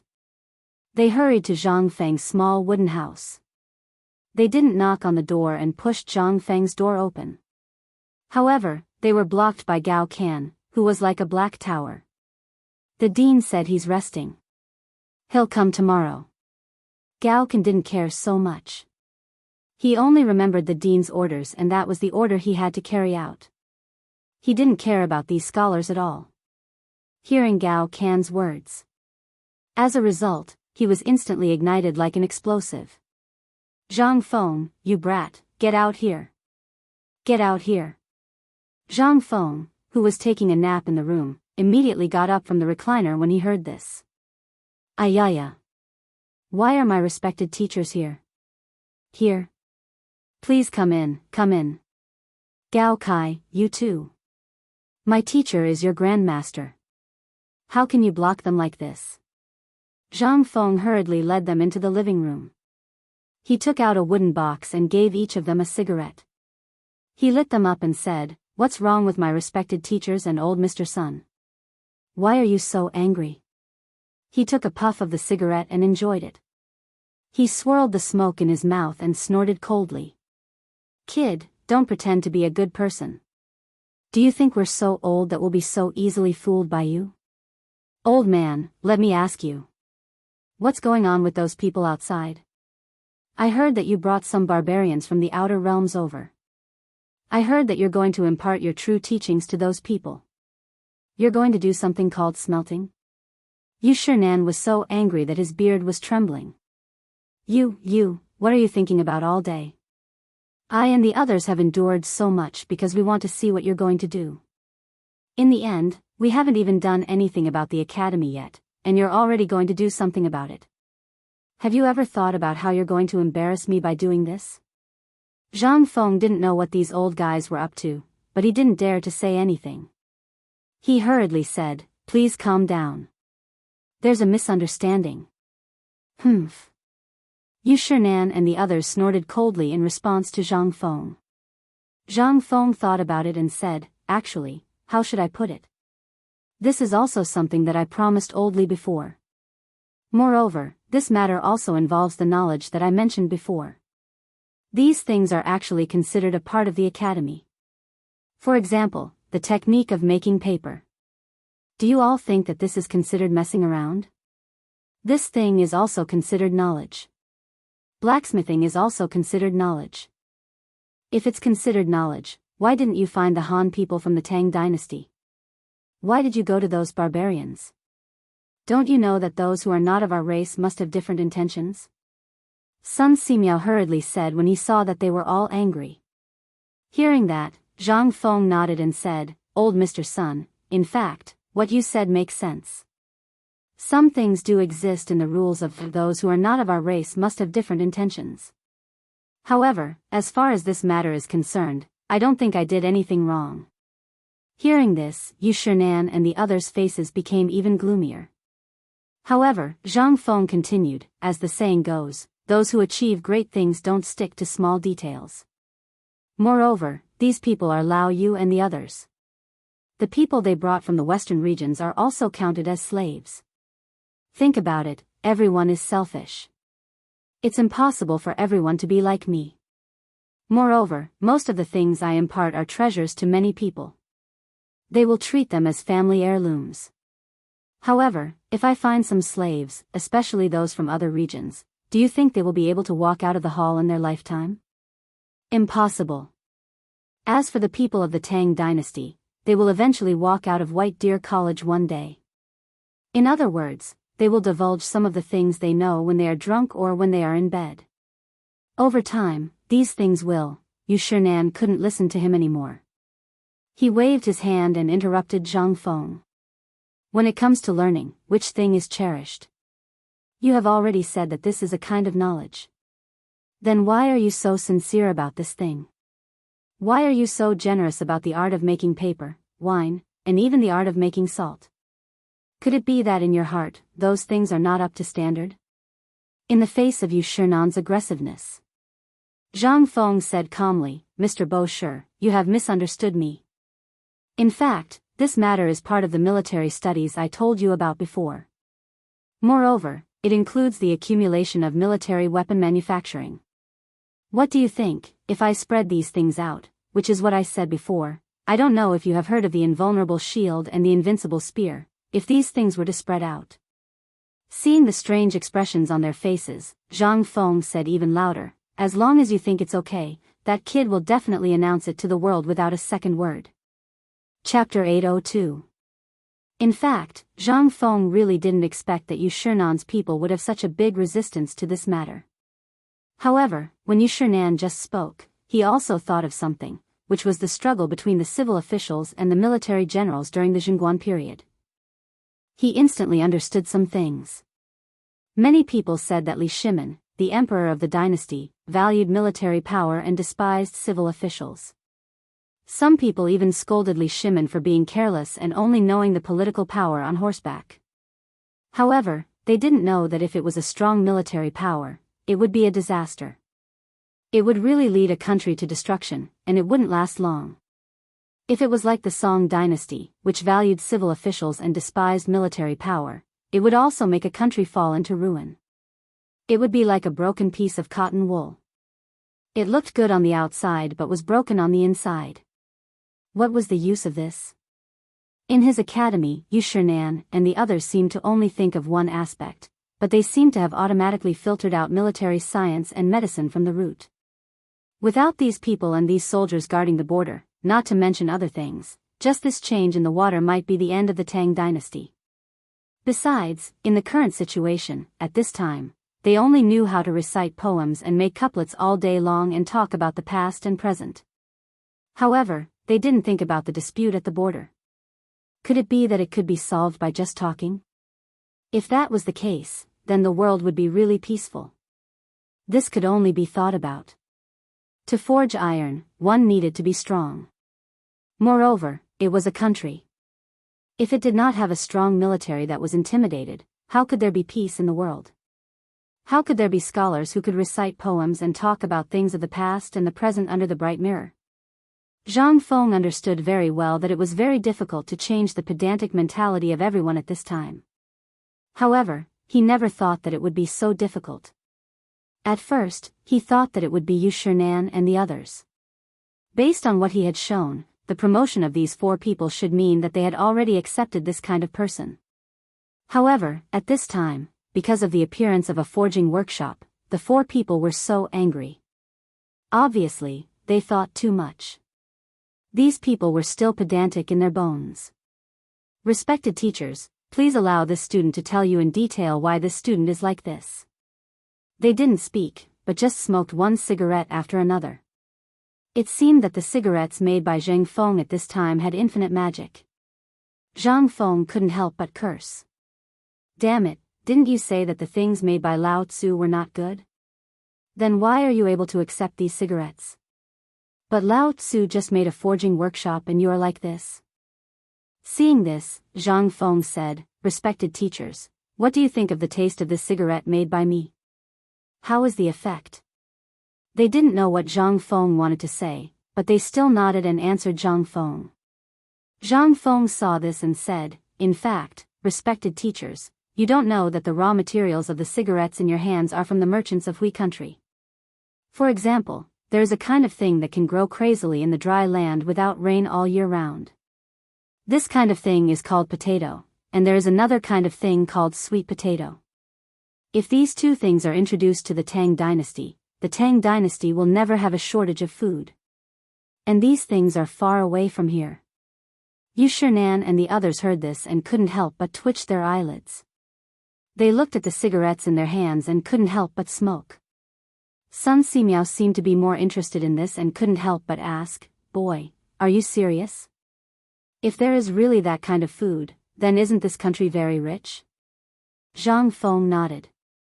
Then, he picked up the rag on the table and wiped off all the things written by the person who handed it to Li Qingqian on the blackboard. Then, he picked up a piece of chalk and drew a big circle on it. "This is where we live. We are in this circle, and the location of our hall is probably in this place." While talking, Zhang Feng drew a circle in a place and wrote the words, "Tang Dynasty," in the circle. Then, he said, "In fact, you should also know that to the east of the Tang Dynasty is the boundless sea. But you should know that at the end of the sea is a wild land. There are many things that we don't know about growing on this land. These things are actually prepared for some people in the wild as the most basic rations. Even a large part of them is wasted. Among them are the potatoes and sweet potatoes that this boy just mentioned. There are even some things that you have never heard of. For example, chili and corn. These things are very far away, but if we want to count on these things now, for example, if we want to go to Tiandi or Persia, it will take at least half a year. It would take at least half a year to go back and forth, and there were many uncertainties in this process. We want to explore the outside world, and the outside world wants to explore our Tang dynasty. For example, the black-clothed Abbasid Caliphate that just appeared is very prosperous. As far as this boy knows, the national strength of this country is not inferior to the Tang dynasty. Chapter 803. Zhang Feng didn't stop talking. He glanced at the crowd and continued, if this country wants to conquer the East, what do you think will happen if they come into contact with the Tang dynasty? At that time, Tubo, Turkic, and other countries will take the opportunity to invade. Do we need to persuade them not to invade our country with just our words? Wrong.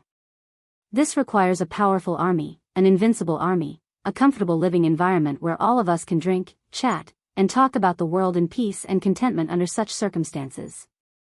I don't know how you understood the phrase emphasizing literature and belittling military force in the past, but in White Deer College, I am a military and all other aspects mixed together. This is also the foundation of the small White Deer College. As for the current smelting technique, I have no other thoughts. I just want to make the Tang dynasty into an existence that no one dares to touch. Right now, the outside world of the Tang dynasty is very chaotic. You should have heard that the soldiers of the Tang dynasty are now fighting a bloody battle to protect our Tang dynasty. What they lack is the invulnerable shield and the invincible spear that I have made. If these two things exist, please ask your teacher. Who dares to bully our Tang dynasty? At this moment, Yu Shernan's men were so shocked by Zhang Feng's words that their faces turned pale.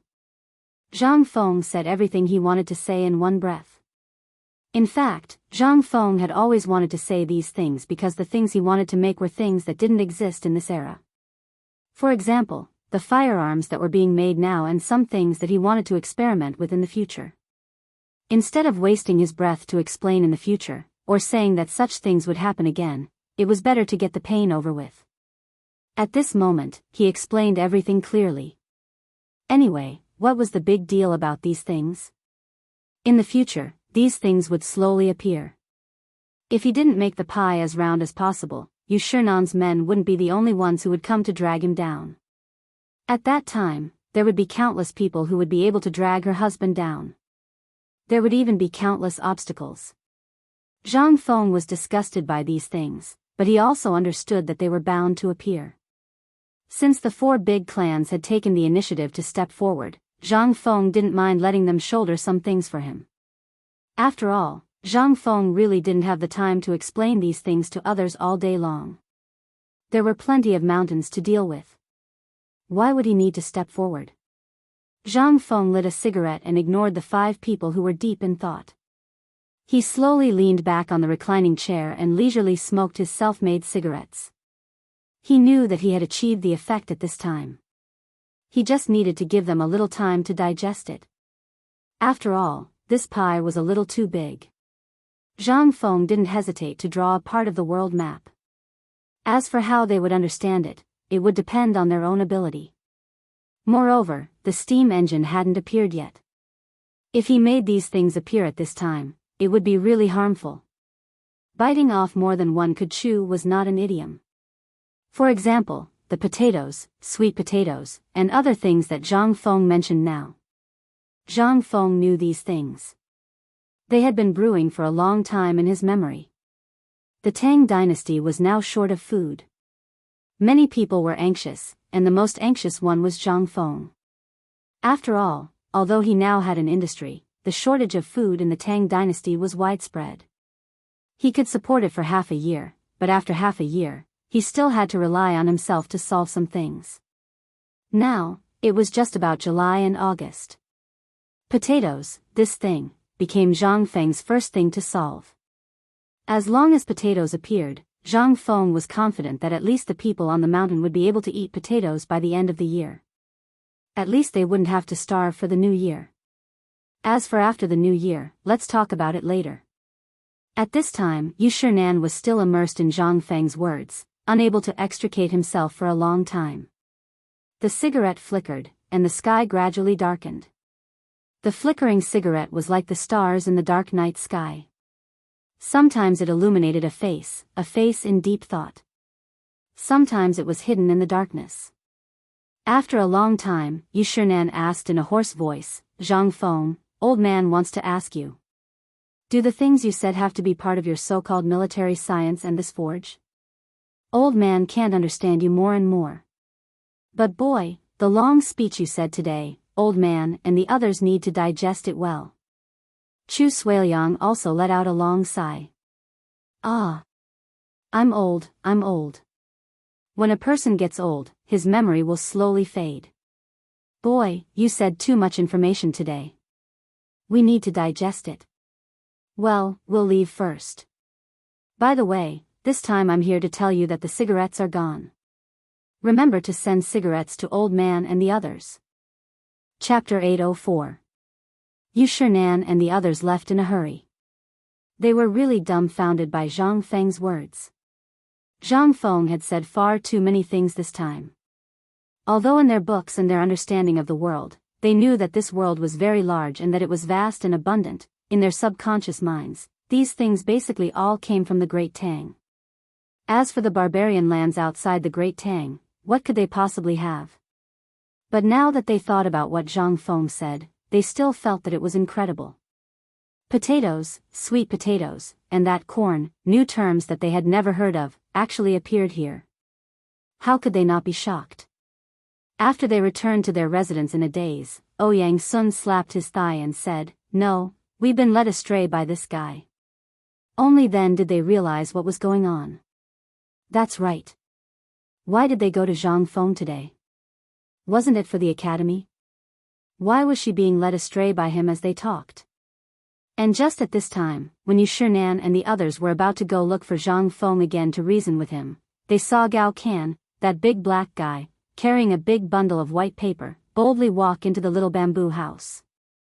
Then, with a dong sound, he placed the big bundles of white paper at their feet under the stunned gazes of Yu Shinan and the others. The headmaster asked me to send this over. 50 kilograms per person. This is all the production today. He asked you to divide it among yourselves. The rest will be sent to you in several batches. While speaking, Gao Can turned and left without waiting for Yu Shinan and the others to say anything. Yu Shinan and the others were dumbfounded by what they saw. After Gao Can's figure disappeared, they hurriedly squatted on the ground and touched the white paper on the ground with trembling hands. Yu Shinan hugged the white paper as if he was hugging a baby who had just been born. What a waste of an immortal. This is a waste of an immortal. Boorish. How could you just casually throw something so precious to old man on the ground? When the academy reopens, let's see how the old man will deal with this extravagance. It's simply rotten to the bone. With the prodigal Zhang Feng on top, how good can his subordinates be? The few of them held paper in their arms. Although it weighed 50 kilograms, how could they still be the frail old man? He was even more robust than a man in his prime. The few of them cursed Gao Can as they moved the papers on the floor onto the table bit by bit with heartache. Only then did they sniff the fragrance of the papers while rubbing their faces. Good stuff. This was really good stuff. As far as they knew, Xian paper only existed in important institutions of the court. Even if they could save as much as possible, they would only use cheap paper unless it was absolutely necessary. Apart from the administrative agencies of the Tang dynasty, the documents that were required to be reported to the prefectures were usually written on paper. Some poorer people even used bamboo slips.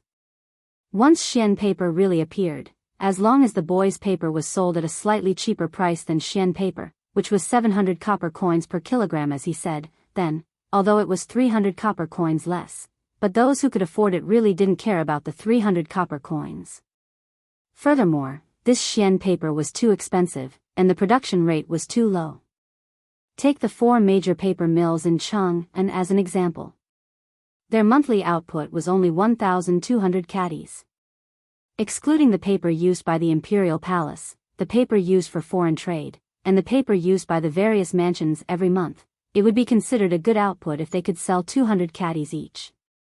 More importantly, if such a large amount of Xian paper appeared, not only would the people's book collections not depreciate, but it would also make the bamboo slips and Xian paper, which were not easy to preserve, more compact. Moving houses in the past required dozens of horse carriages to carry books, but now it might only require 3 horse carriages or less. What was this? This was efficiency. Back to the academy. Once the academy had so much paper, what could the students do? Why did the academy in the past have fewer students? On one hand, paper was expensive. On the other hand, it was because paper was expensive. Every day, the students could only practice in the sand table. Not only was this tiring, but it also directly reduced the efficiency. They couldn't help but start to think about it. No, the xian paper is too precious. If this prodigal continues to waste it, sooner or later something will happen to the xian paper. Let's go and find that boy. These xian paper must be given to the academy first. Chu Suiliang was the first one who couldn't help but stand up. In the next moment, Yu Shinan and Sun Simiao couldn't sit still anymore. That's right. If this thing is really wasted by this boy, it will really cause a big problem. Let's go, such a good thing, let the academy use it first. The few of them were also anxious. Like a local tycoon, they treated the paper mill as their own. They didn't have the arrogance that they had when they came up the mountain and treated money like dirt. The few of them didn't have time to say anything. They hurriedly locked the door 3 times. Still feeling uneasy, Sun Simiao directly asked Elder Gao to personally guard the door for them. Then, they hurried to Zhang Feng's place. Once they entered, they didn't wait for Zhang Feng to stand up and said directly, "Zhang Feng boy, from today onwards, all sales of this xian paper must go through our hands." Zhang Feng couldn't wrap his head around it. He said in shock, "Respected teachers, what's going on?" Chapter 805. What's going on? You're asking us what's going on? Yu Shinan was so angry that his beard was trembling. He pointed at the white paper that Zhang Feng was making cigarettes with and said with a pale face, "This paper. All right, you know more about paper than we do. But old man wants to ask you, do you still want your academy? 3 years, you only have 3 years. Why do you think old man and the others came up the mountain? I just want to see if the 9 grand scholars that you talked about can appear here. Old man thought that you were just bragging about this paper. Who would know that you can really produce so much paper in a day? Now, the academy will officially open in a month or so. Look at you now, you're sloppy all day. How much paper do these students need every day? Have you prepared all the things that the students need to go to school?" Zhang Feng was asked 3 times in a row by Yu Shinan and didn't know what to say. Weren't you all doing well before? What's wrong with you? Zhang Feng felt a headache coming on. Dear teachers, I also want to wait for this white paper to come out. After you use it and are satisfied, I'm going to tell you about it.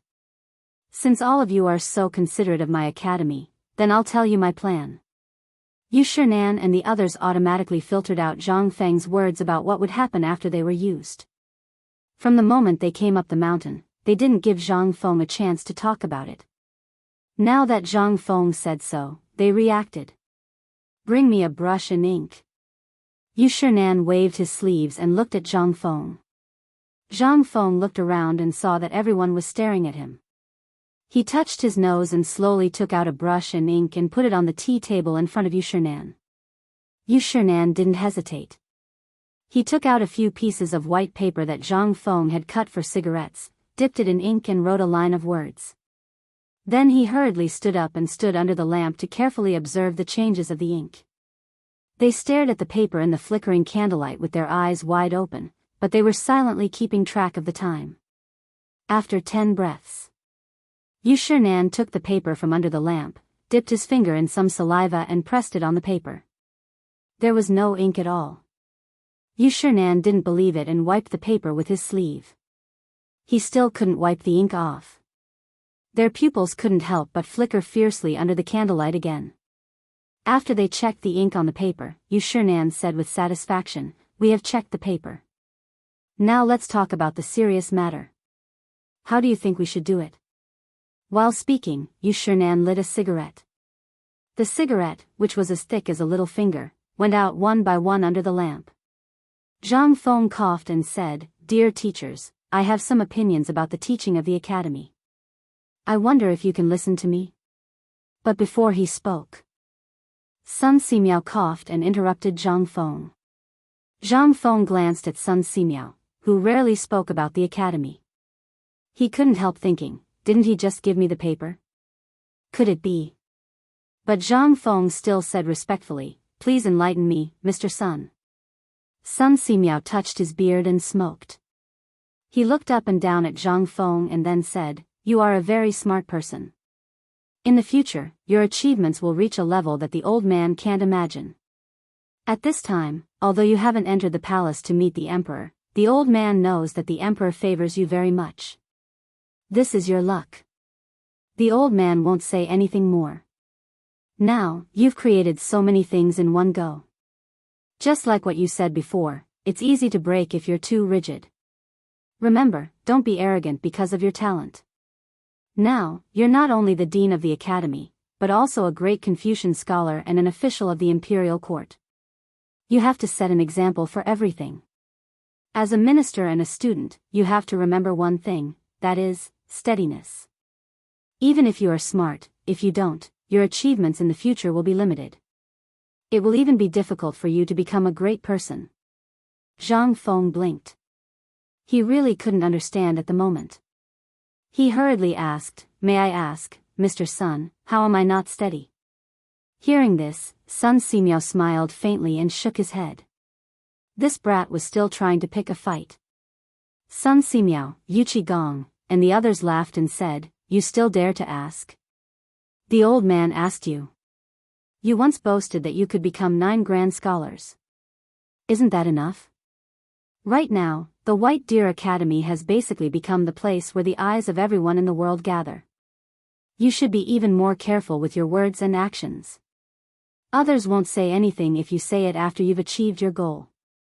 But if you say it 3 years ago, in the hearts of those who have ulterior motives, you're simply too rash. How can you do such a laughable thing? There are actually people who want to laugh at me? Zhang Feng was instantly unhappy and cursed in his heart. In fact, this kind of thing was common in any era. After all, those who couldn't eat grapes would always say that the grapes were sour. Thus, Zhang Feng revealed a confident smile. I think my image is quite good. Chang'an and the others couldn't bear to watch any longer. They hurriedly interrupted. All right. You brat, stop arguing. If you want to continue, what can we do? Remember, we are all experienced people. What we say is for your own good. Zhang Feng pursed his lips. He didn't say anything else. Seeing this, Chang'an asked contentedly, then tell us now. What plans do you have for the college? It would be best if it can be decided by tonight. That way, we won't have to waste our time on this mountain. Fine. You're so bored that your balls hurt. I was still wondering if you guys were trying to trick me. Now, it seems like it's time to find something for you guys. Chapter 806. Zhang Feng hurriedly straightened his face and stood up. Dear teachers, I really have a big thing here, and I need your help. Chang'an and the others saw this. They looked at each other, and there was a touch of understanding in their eyes. Boy, tell us about it. Chang'an waved his hand. After all, we have been eating and drinking on this mountain for a few days. If we don't find something to do, it can't be justified. Hearing this, Zhang Feng's face flashed with a touch of excitement. Dear teachers, even if you live on this mountain for 8 or 10 years, it is a blessing that I can't even ask for. How can you say that? That's enough. Put away your flattery. It's useless in front of us. Chang'an glared at Zhang Feng, lit a cigarette and took a puff. Tell us about it. If it's not difficult or you want us to carry bricks, you'd better not say it. How can I? Zhang Feng said with a straight face. However, there is still 1 month before the academy officially opens. I have made a few sets of books here, which are the books needed for teaching. I hope you can take a look. While speaking, Zhang Feng took out several thread-bound blue books that were the same size as the books of that era from under the pillow in the bedroom and handed them to the others. However, these books were written with the titles of military science, medicine, physics, literature, mathematics, and several major categories. They looked at it and then glanced at Sun Simiao doubtfully. Sun Simiao smiled faintly. Good guy, you even calculated the old man? However, Sun Simiao still took the medical book and read it with relish. Then, when they were reading the books, Zhang Feng said, now the teaching method of the Tang dynasty is generally based on reading the Book of Songs, the Analects of Confucius, and the teacher's narration. Therefore, the students are going to completely change this teaching method. In the morning, they will read the books of the sages for 2 hours, and then study literary works in the next 2 hours. The works of the great masters from ancient times to the present and the stories behind them will be explored by the students after class.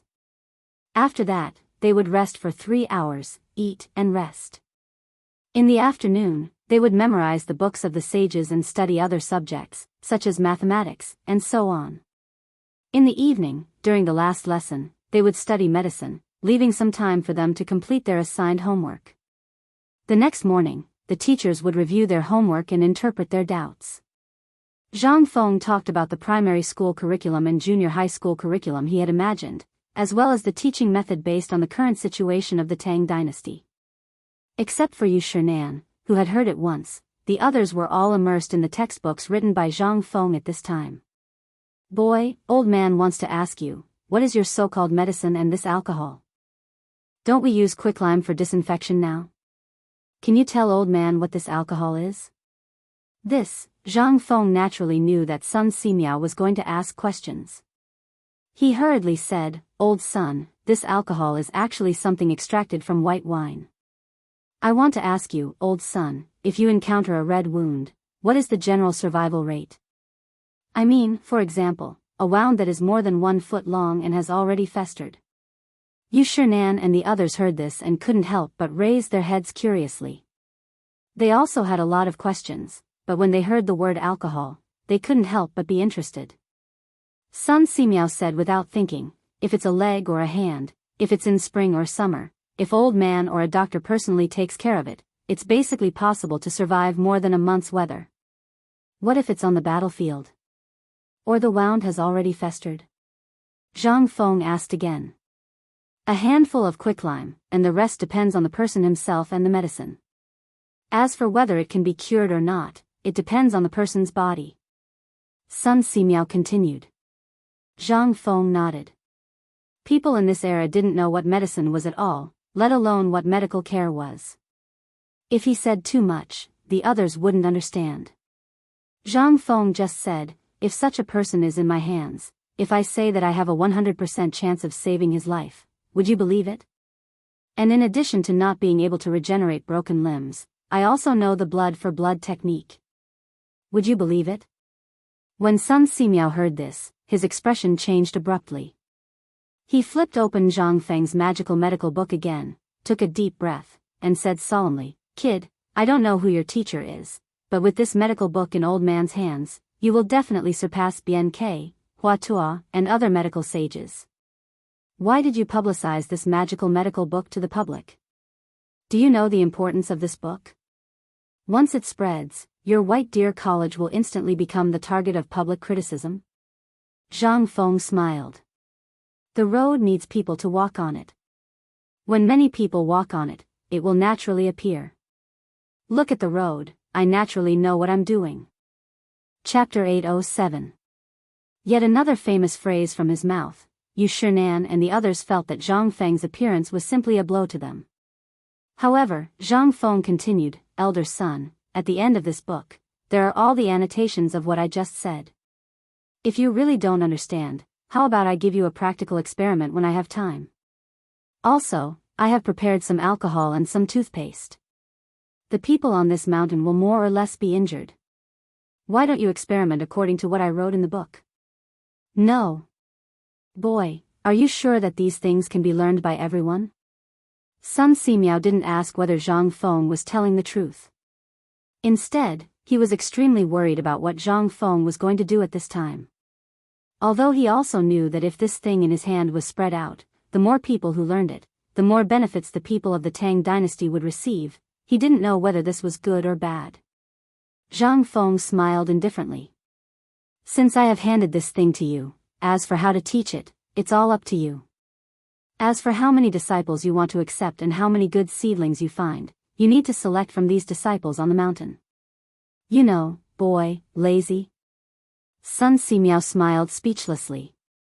Well, since you dare to not take out such a peerless book, then Old Man will accompany you in your madness. Old Man wants to see what kind of waves this medical book of yours can create. Also, this old man would like to see what you can achieve with your so-called physics and this science. Since you're willing to give us your trump card, then if we don't give you a reassuring pill, you'll definitely get angry. Yu Shinan closed the book in his hand. After exchanging glances with Ouyang Sun and the others, he added, boy, as Elder Sun said, whether it is the medical book or the things in our hands, since you are so assured, although we don't know whether this method is right or not, since you said so, we will treat it as an attempt. If it succeeds, you will be a hero of the Tang dynasty and the hero of our thousands of students, but, are you sure that the things in this book can be taught? Yu Shinan waved the book in his hand and asked. Zhang Feng shook his head and said, it can be taught.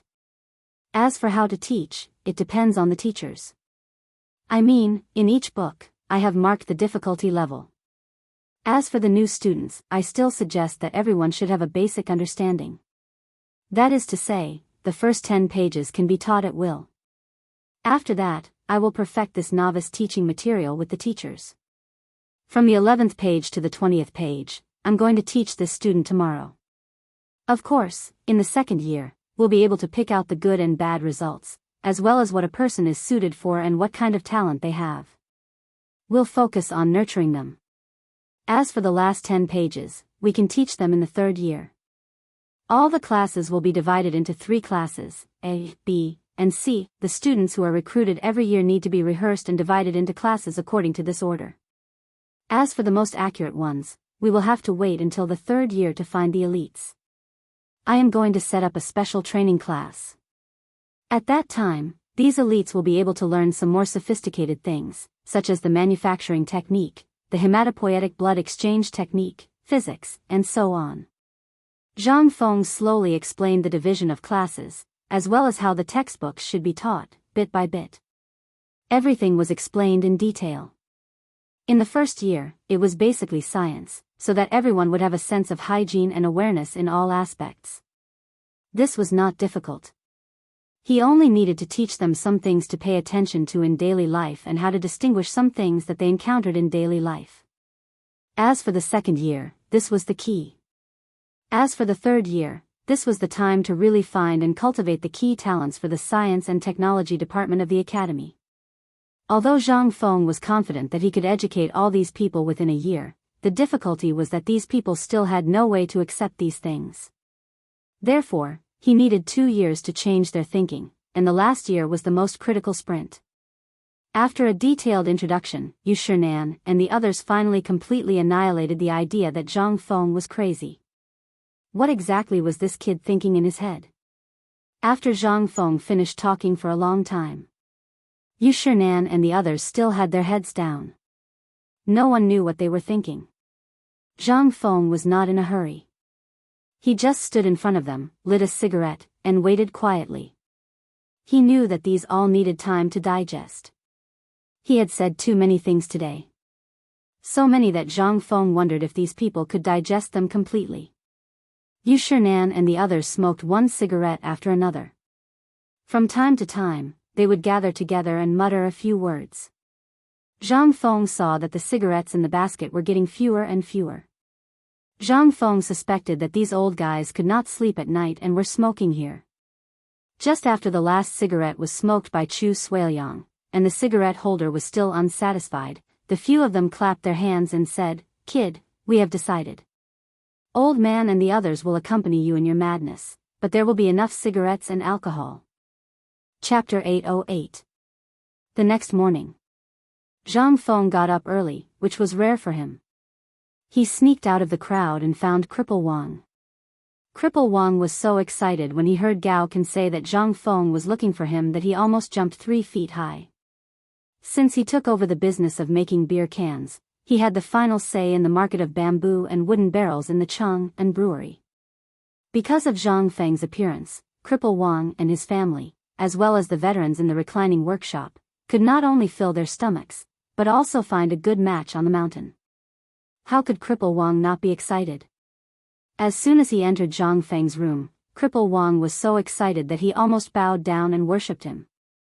Zhang Feng did not wait for him to react. He hurried out of the room and whispered in his ear, "Come with me." Although he did not know what Zhang Feng was doing so mysteriously. However, Cripple Wang was someone who had been on the battlefield, so he still had a discerning eye. He hurriedly put away the excitement on his face and vigilantly pulled out the hatchet from his waist. He held it tightly in his hand and followed Gao Can to Zhang Feng's left and right. Zhang Feng didn't say anything. He led the two of them around the stone road that was being paved at the construction site. After that, they went to the forging workshop to take a look. Then, they went into another valley beside the forging workshop. This mountain valley looked ordinary and unremarkable. But basically, everyone in Mount Shao knew about it. The pine trees here couldn't be compared to others. Not to mention the pine trees that required 3 people to wrap around, even the pine trees that required 10 people to wrap around were everywhere. And all the wooden things in Xingshan Academy were made from this place. At this time, Cripple Wang could not help muttering in his heart. This place not only produced pine trees, but also a kind of wild rabbit that specialized in eating wild rabbits with pine nuts. The meat of this thing was very famous even in Chang'an. Could it be that the dean called them here early in the morning to hunt rabbits? However, before the 3 of them entered the woodworking factory that was covered with white bark, they heard 2 loud shouts and hearty laughter coming from the corner in front. "Ha ha ha, Chantinu, you've lost. Hurry up and give Lao Tzu 10 shots. Bullsh *T. You're the one who cheated, okay? Lao Tzu even chased the hare into the tree hole. Don't tell me that Lao Tzu didn't know to catch it himself." Hearing Ching Chumo's familiar voice, Zhang Feng was a little confused. These people were the kind of people who wouldn't get out of bed until the sun was up. Why were they here so early? It was as if the sun had risen from the west. Without waiting for Zhang Feng to take any action, a loud sound of wind breaking could be heard. Gao Can's hair instantly stood on end. He couldn't care about anything else and rushed towards Zhang Feng. It was also at this moment that a wooden stick as thick as an arm swept over the top of their heads. "Chintinu, are you trying to take Lao Tzu's life?" Zhang Feng was finally angry. Looking at the wooden stick not far away, his eyelids twitched wildly. If it really hit him, not to mention breaking his arms and legs, he wouldn't even be able to keep his life. Ching Chumo and Yuchi Baolin, who were fighting together, were shocked when they heard this. Li Qingxian and the others, who were squatting at the side, were also shocked. They hurriedly got up and rushed over in a panic. The moment they saw Zhang Feng, their expressions changed abruptly. "Fengzi, why are you here?" F***CK, Gao Can, are you a blockhead? Why didn't you tell us that Fengzi was coming? Fengzi, are you okay? The few of them hurriedly propped Zhang Feng up and pinched here and there. Zhang Feng was a little annoyed. "Let me ask you, what are you doing here so early in the morning?" Seeing that Zhang Feng was fine, the few of them breathed a sigh of relief. They mysteriously brought Zhang Feng to the place where they were just now. This was the place where all the beams, purlins, and doors and windows were made on the abandoned mountain. It was convenient to use the local materials. The few of them also made a few small wooden houses with wood here, which looked quite artistic. Entering one of the slightly larger wooden houses, the first thing that entered his nose was the smell of rosin. There were also 3 roasted hares roasting in the fire in the middle of the wooden house. "Fengzi, isn't it because I saw you talking to those old fellows too late last night? The few of us were thinking of getting some wild game to satisfy your cravings." Zhang Feng didn't believe that these people would be so kind. He asked suspiciously, "Really?" Li Qingxian pointed at the hares on the fire, and then pointed at the pile of rabbit skins outside the door. "Look, these are still fresh. We were planning to have a good drink when you woke up. You are unaccountably solicitous. Tell me, what do you want?" Zhang Feng immediately became alert. Li Qingxian was taken aback when he heard that. "Zhang Feng, we brothers have been smoking for the past 2 days and nearly smoked ourselves to death, not to mention you. We brothers think that you need some nourishment, so we're thinking of changing your name. Fine, if you don't want to eat it. We can eat it. Hearing that, Zhang Feng breathed a deep sigh of relief. In the past few days, he was really scared of being extorted by these people. At this time, hearing what they said, Zhang Feng felt that they were really greedy and came to get hares. Chapter 809. They shouted that they had been wronged. Zhang Feng didn't think much of it. He flipped through the golden rabbit and slowly took out a few bottles and jars from his bosom. Instantly, the eyes of Li Qingxian and the others lit up. Zhang Sunchong was even more surprised as he asked, "Could it be that you're also here to hunt this game? Do you think Lao Tzu is as lazy as you?" Zhang Feng rolled his eyes. "Lao Tzu is here for something important. Who would be like you? You're tired of eating beggar's chicken, so you're here to hunt game behind my back? Hey!" Ching Chimo couldn't take it anymore. He pushed Yuchi Baolin and said, "It's all because of this kid. The three of them said they wanted to give you a gift and came to us early in the morning. In the end, it was Li Gan who spoke. We thought about it and felt that you don't lack anything except delicious food. So we asked a few people and learned that the wild rabbits here are good. That's why we came here to hunt some wild rabbits for you. Iron Bull, it's my fault. I didn't tell Fengzi in advance. This is my fault. Since Brother Fengzi doesn't like it, I'll go down the mountain now. Come on, you guys. Stop acting. You're not cut out for it." Zhang Feng was speechless as he looked at their clumsy acting skills. "This time, I really didn't come here for this. Otherwise, have you ever seen me wake up so early?" Seeing that Zhang Feng had exposed them, they didn't feel embarrassed. Instead, they asked curiously, "Then what are you doing here?" Zhang Feng tore off a rabbit leg and said as he chewed, "Do you remember that I was looking for carpenters?" Hearing this, Li Qingxian's eyes flashed. "Are you talking about the carpenters that your father-in-law found for you?" Zhang Feng wanted to explain, but he was too lazy to do so. Anyway, these people wouldn't believe him. He nodded and said, "That's them. Didn't you notice that there was a group of people in the forest who were also doing carpentry?" When they heard this, they thought for a while and really remembered. A group of mysterious craftsmen came to this forest. They didn't cut down trees every day. Instead, they wandered in the forest and finally carried a few odd-looking trees or roots the size of an arm into a bamboo forest. No one knew what they were doing. As long as there were strangers, they would immediately stop and hide the things they made as if they were treasures. So it turned out that these people were found by Feng Zi, this kid? A few people couldn't help but come forward and ask, "What are these people doing?" Anyway, I heard that it's quite mysterious. Mysterious? Zhang Feng smiled. You'll know soon enough. While speaking, Zhang Feng called for a few people to eat and drink together. After eating and drinking to their heart's content, Zhang Feng let out a long sigh and waved his hand. Everyone smoked and slowly walked into the depths of the forest under Zhang Feng's lead. The pine forest was very deep. However, because of the logging, the roads that were trampled out in all directions and the flattened trees exposed large areas of land that hadn't seen the sun for a long time. The person Zhang Feng was looking for. It was at a place called the Kidney Cliff.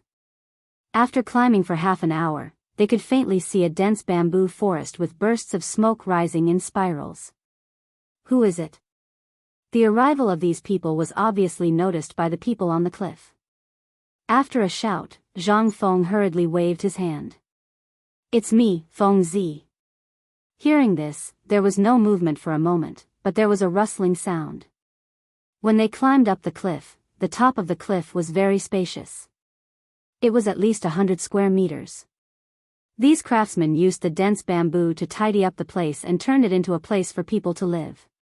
At this time, more than 30 men in their 40s and even their 70s and 80s were respectfully standing by the side of the only mountain path that led to the cliff.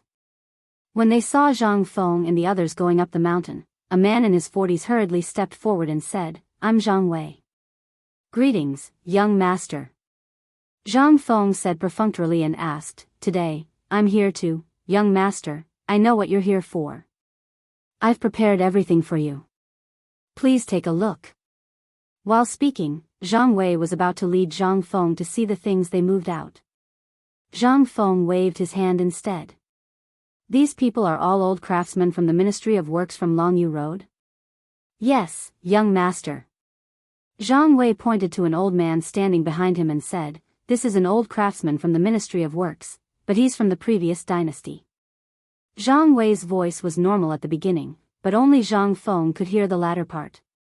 Hearing this, the old man cupped his hands at Zhang Feng. Old man Chao Jun greets the dean. These people are all from my family. Seeing this, Zhang Feng hurriedly bowed. So it's old Master Chao. Chao Jun had never seen Zhang Feng act like this before. Seeing this, he was shocked and hurriedly reached out to help Zhang Feng. However, he was afraid that the calluses on his hands would prick Zhang Feng, so he anxiously scratched his ears and cheeks. After bowing, Zhang Feng looked at the people behind the old man and said, these are old Master Chao's family? Then why don't I see the women in old Master Chao's family? Hearing this, Chao Jun pointed down the mountain. Thanks to old Master Zhang's kindness, my family of more than 30 people are now working in the food factory at the foot of the mountain. Hearing this, Zhang Feng dropped the subject. He waved to Cripple Wang behind him and said, old Master Chao, is there any progress on the matter that I asked you to do? I'm ashamed to say this. A hint of shame flashed across Chao Jun's wrinkled face as he said, these things are too superior, so this old man only managed to rush out the first batch of prototypes last night. I didn't expect that Sir Dean would come personally. This old man has been negligent. You're too kind. It's already good enough that you were able to produce them in time. I thought that these things would take at least a month to produce. I didn't expect old Master Chao to be able to produce them in just half a month. Chapter 8:10. The conversation between Zhang Feng and Elder Chao. Li Qingxian and the rest were dumbfounded. What kind of conversation was this? They could not understand a single word. Their gazes involuntarily drifted to the wooden platforms not far away. They saw strange things placed on the tables. They did not know what they were used for, but they were densely engraved with ink marks. They did not know what they were used for. Zhang Feng and old Chao chatted for a long time, and after Zhang Feng obtained some useful information, he pointed to Cripple Wang and said, old Chao, the first thing I came here for today is to see how these things are going. The second thing is to make them. If they are done, then I will mass produce them. At the very least, within the next month, I will need at least 10 sets of these things. Cripple Wang nodded and said. In addition, I have another important thing. As he spoke, Zhang Feng pointed to Cripple Wang and said, he is also a craftsman I trust. The beer cans you drink are all made by him. You can call him Cripple Wang. As for his name, I don't know. You can contact him later, but his craftsmanship is excellent. If you can, work with him and make 2,000 sets of tables and chairs in a short time. How about it? What? 2,000 sets. This, Elder Chao was almost scared to death. 2,000 sets a month. Wasn't this asking for his life? Cripple Wang seemed to be prepared for this. He did not say anything and still stood behind Zhang Feng, unmoved. However, Zhang Feng waved his hand and said, you don't have to say anything else. Let me take a look at what you have made. As for the tables and chairs, you guys can divide the work among yourselves. Cripple Wang has 300. How many people does Cripple Wang have? 329 brothers who know carpentry. Old Chao, don't worry. These people are all veterans. They will not share your share. We only need to take care of their food, accommodation, wine and meat. Chao Jun heaved a deep sigh of relief when he heard this. Li Qingxian and the others couldn't help but look at Zhang Feng in surprise. If there was a need for tables and chairs, tens of thousands of them could be found in Chang'an city. Why was he in a hurry to make them now? Come, Lord Zhu, please. Without waiting for Li Qingxian and the others to ask, Chao Jun hurriedly led Zhang Feng to see the treasures that Zhang Feng had ordered. Li Qingxian and the others hurriedly followed. They wanted to see what Zhang Feng was up to, acting so mysteriously. However, when they came closer, they discovered that the semicircular object in Zhang Feng's hand was dug out from something that looked like a tree root. Not only that, there were 2 holes on it, and there were also some markings on it that looked like a ruler. Li Qingxian couldn't help but walk around Zhang Feng. He picked up a triangular ruler from the table and asked curiously, "Hey, Feng Zi, what is this thing?" At this moment, Zhang Feng felt some admiration for Chao Jun. Although it wasn't an iron compass or a triangular ruler, it was exactly the same as the template that he had made. Zhang Feng couldn't help but be speechless. "This thing is the teaching aid that I mentioned before. You don't recognize it?" Li Qingxian's pupils constricted. "Teaching aid? You want us to be carpenters?" Chao Jun's eyes lit up when he heard that.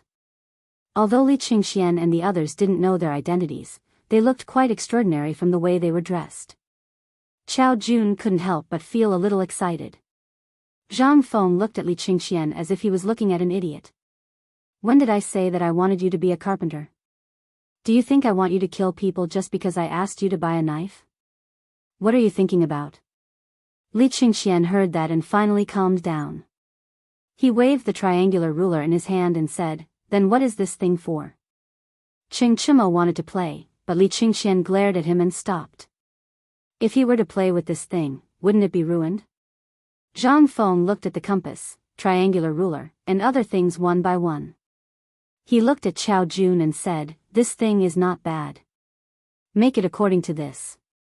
If you can get some white paint on it, that would be even better. But it's okay, just follow this."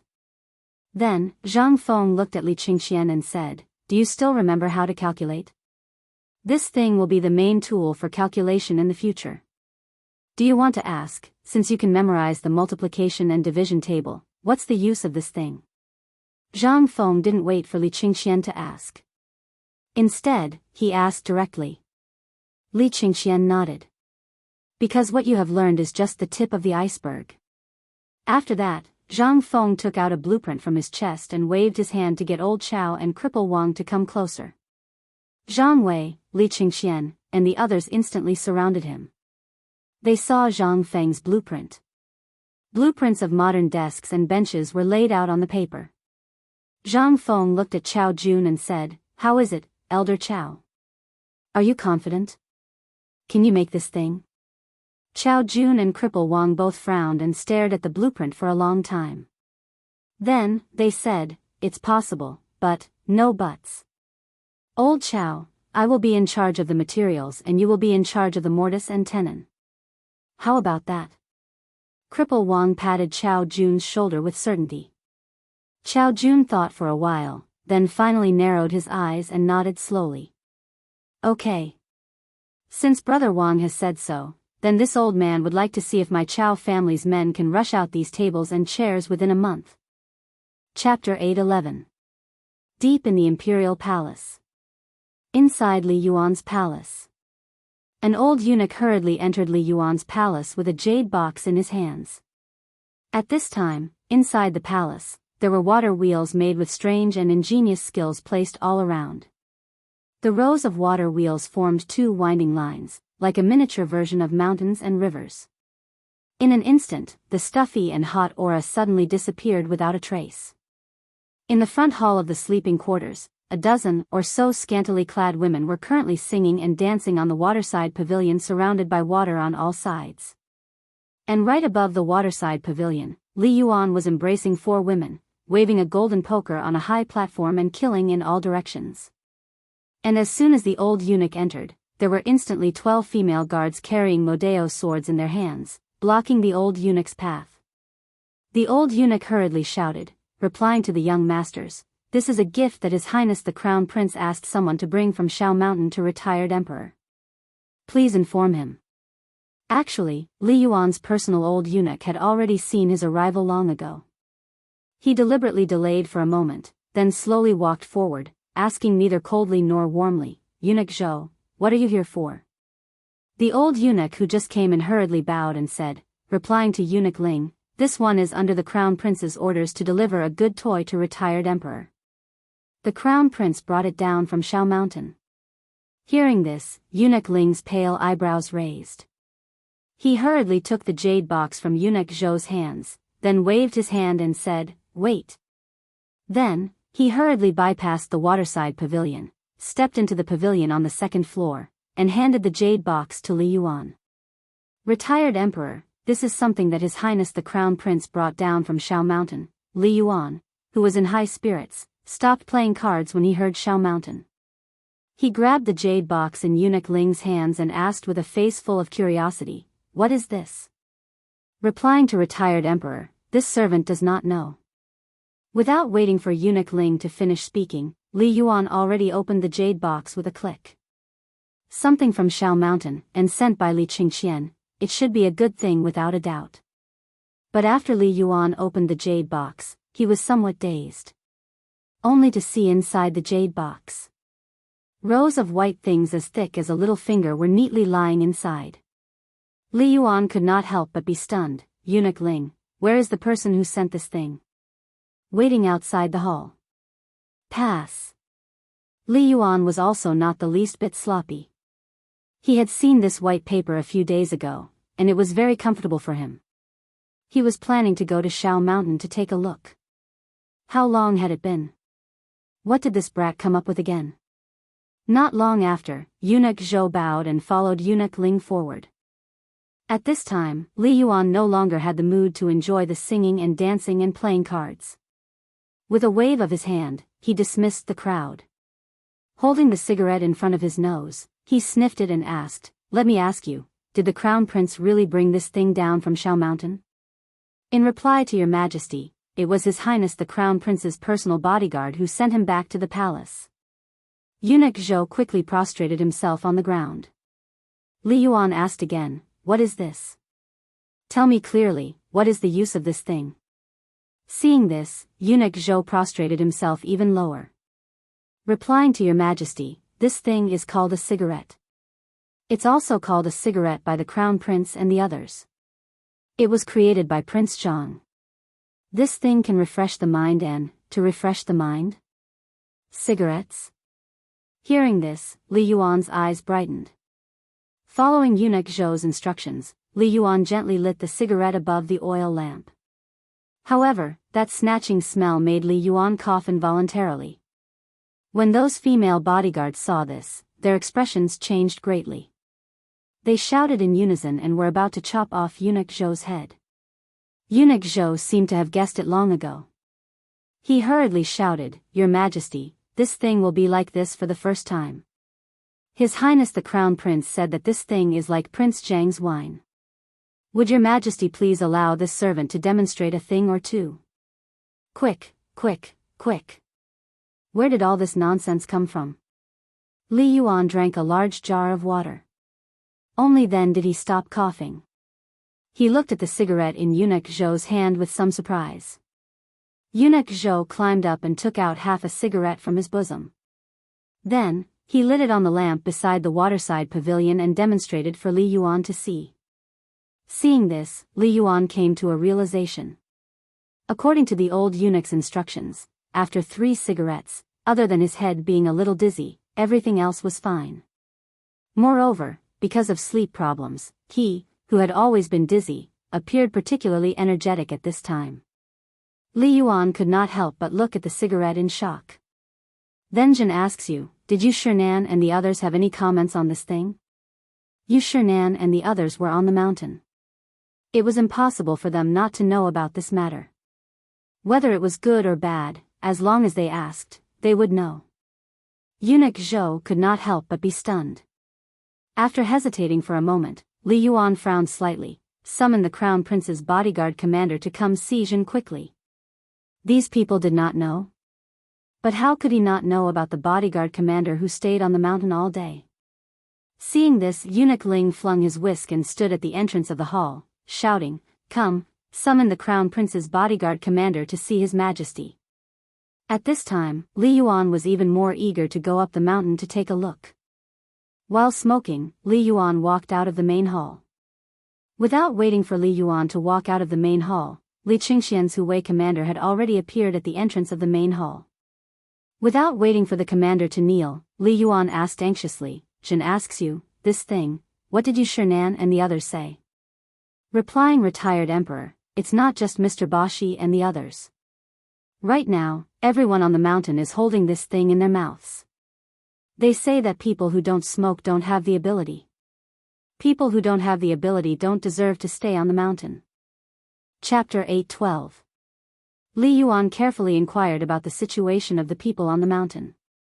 Even the matter of Gao Can and Li Qingxian getting drunk on cigarettes, as well as the blunder caused by Zhang Feng smoking for the first time, entered Li Yuan's ears. Li Yuan looked at the wisp of smoke rising in spirals from his hand, his eyes shining. "Good stuff, simply good stuff. We ask you, where does your majesty have it?" "Yes, the various dukes sent it to the imperial palace yesterday.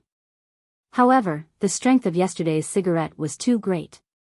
The crown prince felt that your majesty would not be able to bear it. As a result, when Prince Zhang's improved cigarette was produced today, the crown prince hurriedly ordered this lowly subordinate to deliver it to retired emperor immediately." At the beginning, Li Yuan was still somewhat annoyed. However, after hearing the imperial bodyguard commander say that the improved cigarette was delivered, his anger turned to joy. "Not bad, at least this fellow has a bit of conscience. Come. Eunuch Ling, distribute the cigarettes, one for each person. Accompany us to have a taste. This is the treasure of Mount E." Hearing this, the eyes of Li Yuan's concubines instantly brightened. Chattering, they surrounded Li Yuan. However, there were only 20 or so cigarettes in a box. Li Yuan personally lit a few cigarettes for the concubines, having them take turns smoking. Afterwards, the people at his side did the same. Soon, only 3 cigarettes remained in the box. However, Li Yuan was not afraid. Right now, he was the vice principal of Mount E. Anyone could have less of these cigarettes, but could he? The crowd held this novel toy, looking left and right. Immediately, amidst Li Yuan's loud laughter, the crowd coughed one after another. Just as the harem was in a state of chaos, the matter of Zhang Feng's cigarettes slowly spread throughout the imperial palace. Although these things were rare, there were always people who could obtain some from Mount E.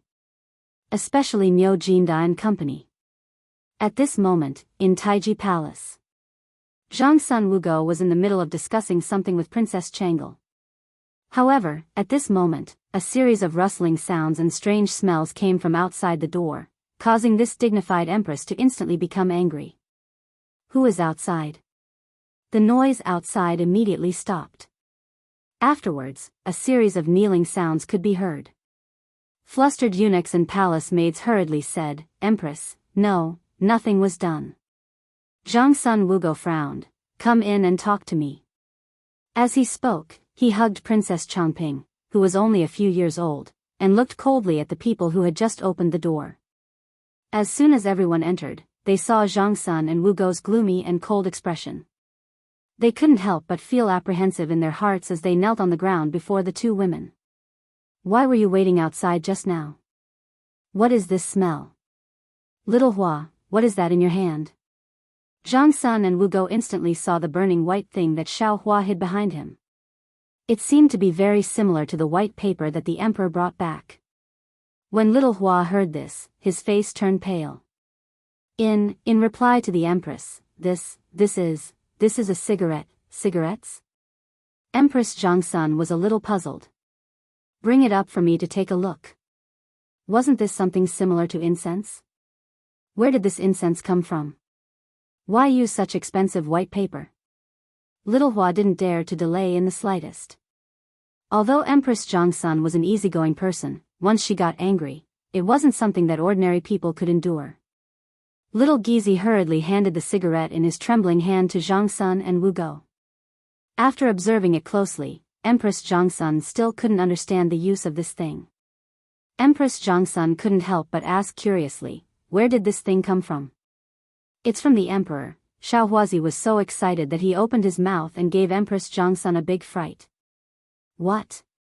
"It was given to this servant by the emperor's eunuch, little Gizi." Hearing this, Zhang Sun and Wu Go let out a deep sigh of relief. Tell me, where did this thing come from, and why would such expensive white paper be used for this thing? Tell me in detail. This Empress naturally won't delve into it. If you dare to lie, this Empress will make your skin split open. How could little Hua endure this? In a panic, he spilled out everything. So this thing came from Mount E. The first person Zhang Sun and Wu Go thought of was the guy she saw in the small tavern last time. Zhang Feng. Other than him, no one dared to waste white paper like this. And most importantly, this white paper was made by him. What else wouldn't he do? Little Hua confessed in full detail. Zhang Sun and Wu Go couldn't help but frown. Nonsense. This is simply nonsense. Since when did the palace become so chaotic because of one thing? Empress, please forgive me. This humble one. Little Hua and the others turned pale with fright and repeatedly begged for mercy. Zhang Sun and Wu Go smelled the smoke and threw the burning cigarette to little Hua in disgust. From now on, in this Empress bedroom, you're not allowed to smell this thing. Otherwise, this Empress will hold you accountable. You can all leave. Leave. As if thinking of something, Zhang Sun and Wu Go asked when they were about to be released, where is the Emperor now? Little Hua trembled when he heard this. In the Imperial Study, prepare the Imperial Study. Chapter 8:13. In the Imperial Study. Li Shimin was lying on the soft couch with his clothes in a mess. Yu Qigong, Niu Jinda, Qing Yao Jin, and Qin Xiong were sitting on the benches next to him, smoking and bragging. They were talking about the interesting stories of Zhang Feng in the academy. Li Shimin laughed and said, so, Fengzi's research institute is open just like that? No one knew what Li Shimin was talking about. Niu Jinda couldn't help but ask in confusion, Your Majesty, what is the research institute you are talking about? You won't understand even if I tell you. But those craftsmen from the western regions came at the right time. Dear Niu, tell me, what reward do you want? Niu Jinda and the others were not fools. From the Emperor's words just now, they could tell that something was amiss. Although they didn't know what the research institute was, when the Emperor talked about these people, they instantly thought of something. When Niu Jinda heard this, he put the cigarette in his mouth and stood up. Your Majesty, if you really want to reward me, why don't you give me Zhang Feng's first batch of firearms? No. Qing Yaojin's eyes turned red. Your Majesty, there is no room for discussion. You promised me that when this thing came out, it would be in my barracks. Come on, the Emperor is talking about the invulnerable shield and spear. When did he say he would give you the guns? Yuchi Old Second, tell me, am I right? Yuchi Gong touched his beard and slowly glanced at Niu Jinda. I seem to have forgotten what it is, but the Emperor did talk about it that day in the Imperial Study. What a joke. The Chang'an barracks was now his and Qing Yaojin's territory. The reason why they were stationed near Shao Mountain was that it was convenient. How could he let the meat that was about to enter his mouth slip away? Although they were brothers, there was no room for discussion on this matter. Li Shimin chuckled as he watched the three of them fight. At this time, he was already a little dizzy. If he hadn't gotten some tea leaves from Zhang Feng and drank them desperately, he might have already been drunk by the smoke. Everyone's faces were flushed red. Li Shimin chuckled and waved his hand to stop them. All right. The thing hasn't been produced yet. What are you guys fighting over? How about we talk about it after the blunderbuss are produced? By the way, Old Black, let me ask you something. Have you seen that Prince Jinla these days? Seeing that the Emperor had suppressed this matter, although everyone felt indignant, they didn't dare to say anything. As Qing Yaojin smoked, he thought for a while and said, that kid has been strolling outside Shao Mountain these days. I don't know what he wants to do. Your Majesty, do you want me to send someone to bring him back to Honglu Temple? Besides, he has been in the Tang dynasty for a long time. Should we send him back? No. Li Shimin waved his hand. At this time, Jin La's situation is still unclear. If I drive him back now, the cunning King Zhen La may misunderstand that I won't help them. This is not good for the Tang dynasty. Forget it. It seems that he wants to go to Fengzi's academy. Just turn a blind eye and let him in. As for the rest, let Zhang Feng take care of it. Okay. When Qing Yaojin heard this, he sat back down resentfully. Your Majesty is really in a good mood. At this time, Empress Jiangxuan's somewhat angry voice sounded at the door.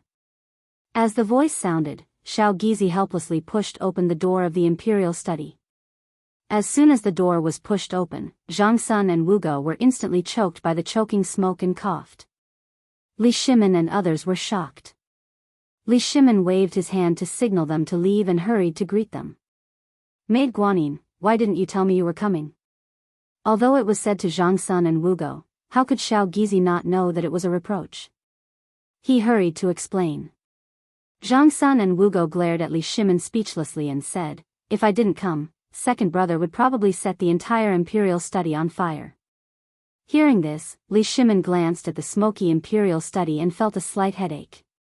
Maid Guanyin, let's talk somewhere else. Xiao Gizi, let's go to the bedroom. While speaking, Li Shimin followed Zhang Sun and Wu Go. Along the way, Zhang Sun and Wu Go were very annoyed. It was full of the smell of smoke. Even the eunuchs they met along the way smelled like this. It was not that she hated this smell. It was that the smell of this thing was simply too unpleasant. It was uncomfortable.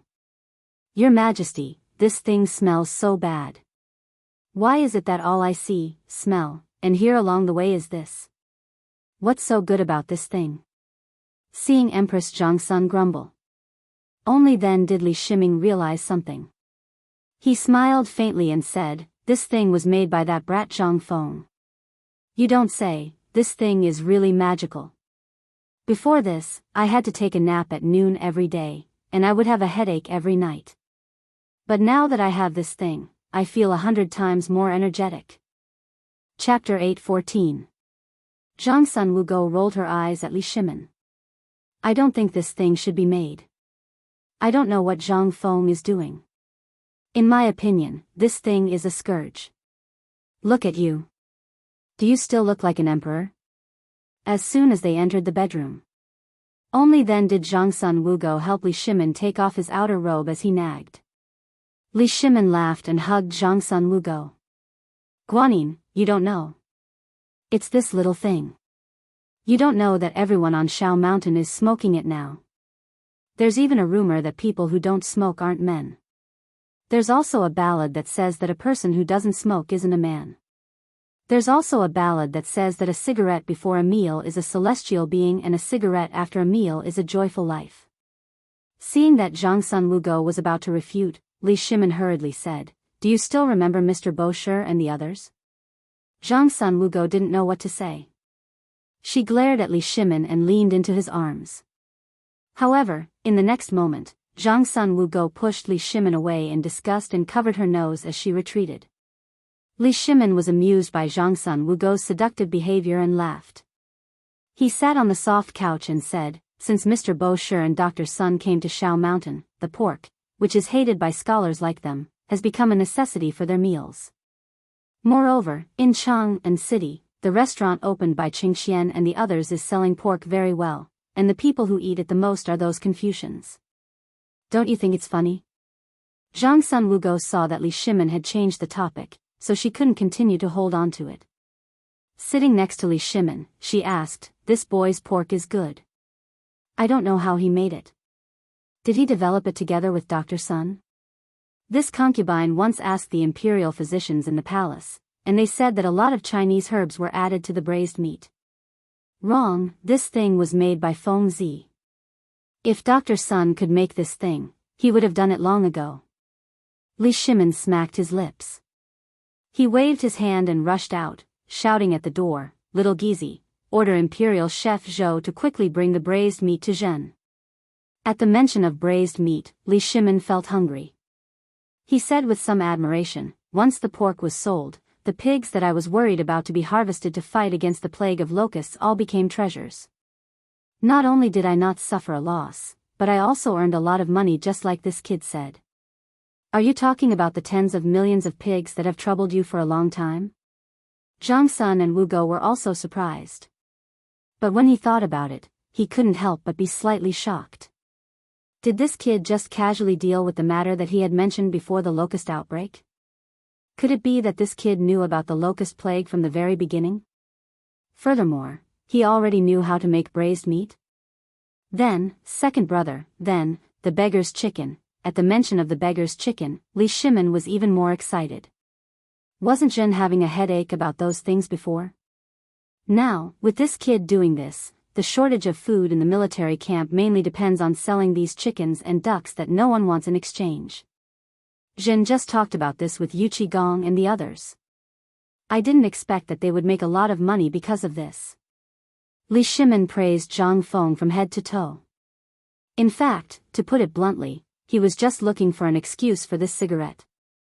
Although this thing was a bad thing in the eyes of many people, especially women, it seemed that they were not fated with this thing.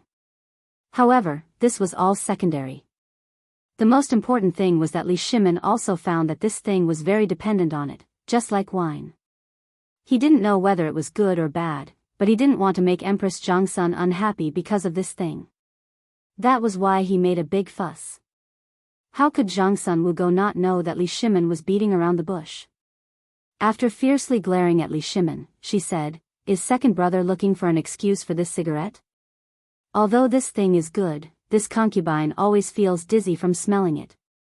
I hope second brother takes care of your imperial body. Although this thing is good, there is no need to be like today, right? It's better to smoke less. Save it, save it." Hearing this, Li Shimin was very happy. He took out an exquisite jade box from his bosom, took out a cigarette, and put it in his mouth. Seeing this, Zhang Sun Wu Go's face turned completely black. "This concubine is not feeling well and won't accompany your majesty." As she spoke, Zhang Sun Wu Go pulled Princess Chang'an and fled from here. Li Shimin stared blankly. Seeing Chang'an's face full of disdain, he doubtfully asked himself, "Is this thing really so smelly?" On the other side, Qing Yao Jin and company left the imperial study. They did not even sit in the palanquin. Along the way, they enjoyed the beautiful scenery of the imperial palace. With cigarettes in their mouths, they chatted and laughed as they walked out of the palace, swaggering down the streets of Chang'an.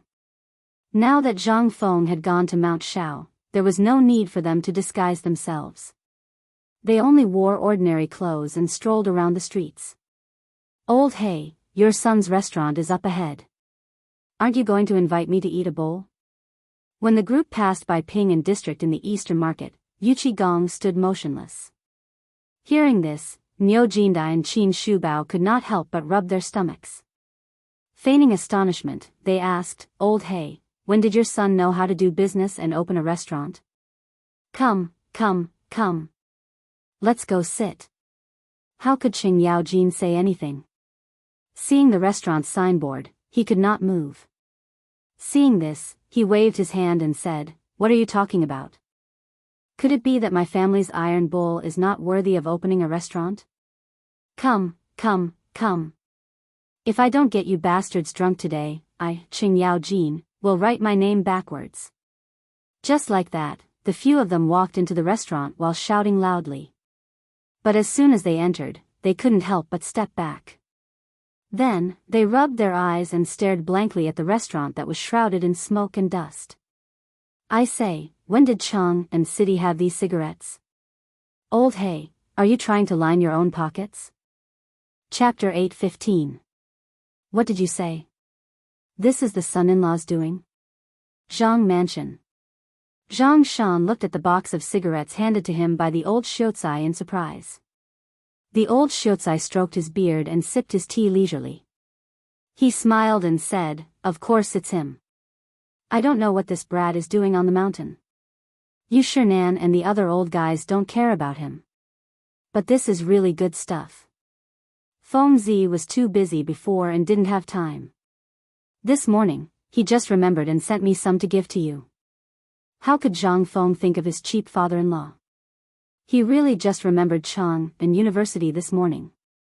If Li Qingxian hadn't mentioned it during breakfast, Zhang Feng wouldn't have remembered anything. Now that Li Qingxian mentioned it, he remembered and hurriedly asked the people in Tonghui Fang to make a large batch of cigarettes. He sent a big box of cigarettes to Li Gang and the old Xiuzai. While Qing Chumo was smoking one cigarette after another, Yi Qianqian's eyes lit up. The old Xiuzai was so angry that he picked up the broom and chased Qing Chumo out. Then, the two old men followed Qing Chumo's example and squatted in the study. After smoking for 2 hours, they realized that the thing that Bo Shi loved so much was really good stuff. But this time, the old Xiuzai was not happy. He looked at the braised meat and beer on the table while smoking. He sighed and said, "Alas! I don't know what this old village chief is doing. If this goes on, Feng Zi's ability will be ruined by these scammers." Li Gang waved the white paper in his hand and looked at it. He exhaled a puff of white smoke and said, "Old man, this thing is really good stuff. Although this brat has a tendency to be a prodigal, you also know that pigs and chickens and ducks are a big burden to the Tang dynasty now. This brat solved this problem in an instant. This can be considered a matter that will be passed down in the Zhang family for hundreds of generations." When he heard the Zhang family, only then did the old Xiuzai remember Zhang Feng's father-in-law. He took out a big handful from the basket, and then put down half of it with some heartache. Finally, he thought for a while, and then took out a large bamboo tube and put 2 bamboo tubes in it. Only then did he slowly walk out of the academy while smoking. At this moment, Zhang Shan interrupted the old scholar's imagination and asked curiously, "This thing, you've tried it before?" The old scholar didn't say anything. Instead, he took out a wooden box from his bosom and took out 2 cigarettes, one for each of them. He lit the cigarettes and said, "Yes, I have. And you know Dr. Sun and Mr. Bo Shi, don't you?" The few people on the mountain had all gotten their hands on it, and they loved it so much that they couldn't bear to part with it. "Hey! I've also heard that anyone who doesn't smoke on the mountain is treated as a monster. They even say, no cigarettes, no alcohol, no hard work, but as long as there are cigarettes, alcohol, and books are common." What kind of nonsense was that? Was this thing really that good? Zhang Shan could not help but look suspiciously at the smoking device. It was like the incense of his ancestors. It was a little strange. But at this moment, he couldn't say anything. He could only follow the old Xiuzai and smoke. But the old Xiuzai was more careful and told him over and over again how to smoke without choking his lungs. Slowly. Slowly. Zhang Shan was surprised to find that this thing was really good. After all, he was a businessman. What happened to paper had already made his heart ache. And that pork and other things. He secretly cursed Zhang Feng for being a wastrel. But after all, they hadn't really become in-laws, so he could only shake his head and sigh. On the one hand, he thought about the benefits of Zhang Feng's actions. Otherwise, he would have vomited blood because of Zhang Feng. But now that he met the old Xiuzai, Zhang Shan couldn't help but ask with a worried face, "Old Xiuzai, I can see that you treat Feng as your own son, right?" Hearing this, the old Xiuzai's face became serious. "Nonsense. Old man cherishes talent." But as soon as he finished speaking, the old Xiuzai shook his head and sighed again. In fact, in his heart, Zhang Feng had long been treated as his own son. But he also knew that with Zhang Feng's temper, he would definitely be unwilling. But he also didn't want to see Zhang Feng's talent go to waste. But since he met Li Yuan and Li Shimin, he realized that he was overthinking. Zhang Feng's achievements would only be an existence that he could only look up to in the future. After Zhang Feng opened White Deer College on the mountain, the old Xiuzai buried his thoughts in the bottom of his heart. He believed that with these people around, Zhang Feng would generally be fine. But who would have thought that Feng, this silly boy, would give everything to others? In the future, when he got married and started his own business, what else would he pass on to his descendants? When the old Xiuzai thought about this, the vicissitudes of life in his eyes became more obvious. Alas! Old man Zhang, don't make fun of this old man. Right, let's not talk about this anymore. Tomorrow, old man will go up the mountain to ask Feng Zi what he's doing. Don't worry, this old man knows that Feng Zi has a lot of skills. Don't worry, you can take this first. If there's no more, you can send someone to my academy. Or don't you have people in the market square of Mount Shao? Let them find the old village chief. Now, Feng Zi has given all this to the old village chief. Zhang Shan smacked his lips. He wanted to say something, but in the end, he swallowed his words. He sighed and said, I'm old. I didn't want to get involved in the affairs of young people. But you know, my daughter seems to have lost her soul after seeing that kid. Go and ask her if there's anything she can do on the mountain. When the time comes, I want to avoid it. What the eye doesn't see, the heart doesn't grieve over. You've been crying all day. I'm sick of it. The old Xiuzai laughed and said, Shopkeeper Zhang, you're giving this old man a difficult problem. Are you forcing a marriage? Chapter 8:16. Zhang Shan didn't say anything. He just smiled bitterly. The point is that gossip is a fearful thing. It can be said that the entire Chang'an knows about the matter between Feng Zi and my Yuyao. If others were to gossip about it, then I wouldn't mind. The key is that my wife and my daughter. Fine, fine, fine. You don't have to say anything. I'll go up the mountain tomorrow and ask around for you, okay? The old scholar hurriedly interrupted Zhang Shan. He was also anxious about this matter, but Zhang Feng was not anxious at all. What could he do? He couldn't just kidnap him, could he? But on second thought, the old scholar couldn't help but have an idea. If you didn't mention it, I would have forgotten that Feng Zi was always tricked on the mountain. No one would wash his clothes or comb his hair. If someone could take care of him. Hearing this, Zhang Shan's eyes lit up. He slapped his thigh and said, Great. In this way, my daughter won't have to sigh at home every day. Besides, if the two of them stay together for too long, won't. While speaking, Zhang Shan put his thumbs together. Then the two of them couldn't help laughing out loud. Ha ha ha, I'll come again tomorrow. If Miss Zhang can go up the mountain, I won't have to worry so much. Good, good, good. Yuyao can't wait to go up the mountain. Although she's at home, her thoughts have long flown away. Now, I'll have a good life. Then I won't disturb you anymore. While speaking, the old scholar left with a smile on his face. Zhang Shan rubbed his hands and wandered around the living room for a long time. Then he slapped his thigh and said, Servants. Master. The maidservant waiting outside had already heard their conversation.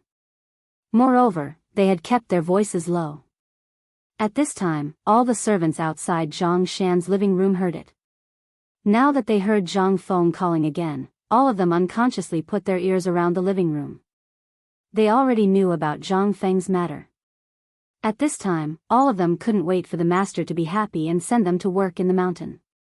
Even if it was to pour night incense, it was a job with status. So at this time, the moment Zhang Shan spoke, everyone instantly tensed up. The cleverest maid rushed in as soon as she heard Zhang Shan's shout. Zhang Shan looked at the door and then looked at the figures on the window paper. How could he not know what these fellows were thinking?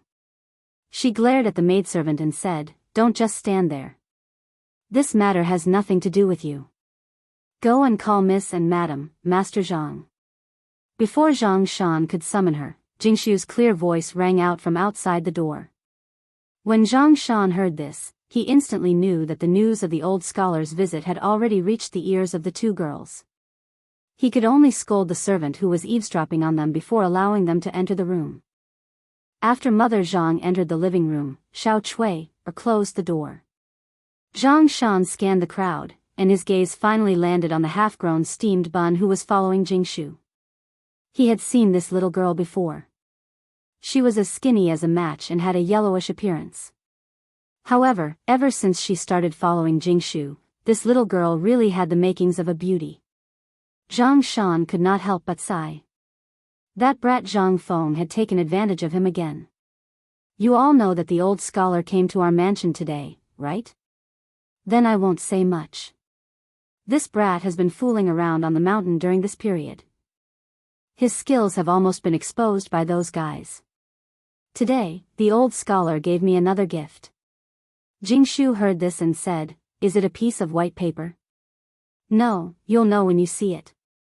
Jingshu glanced at the contents of the bamboo tube and sniffed the air. "Is this the cigarette Prince Zhang made?" "Yes." Zhang Shan sighed. "If no one cares about this brat's ability will be gone after you two marry into the family." "So, father." Zhang Yuyao blushed.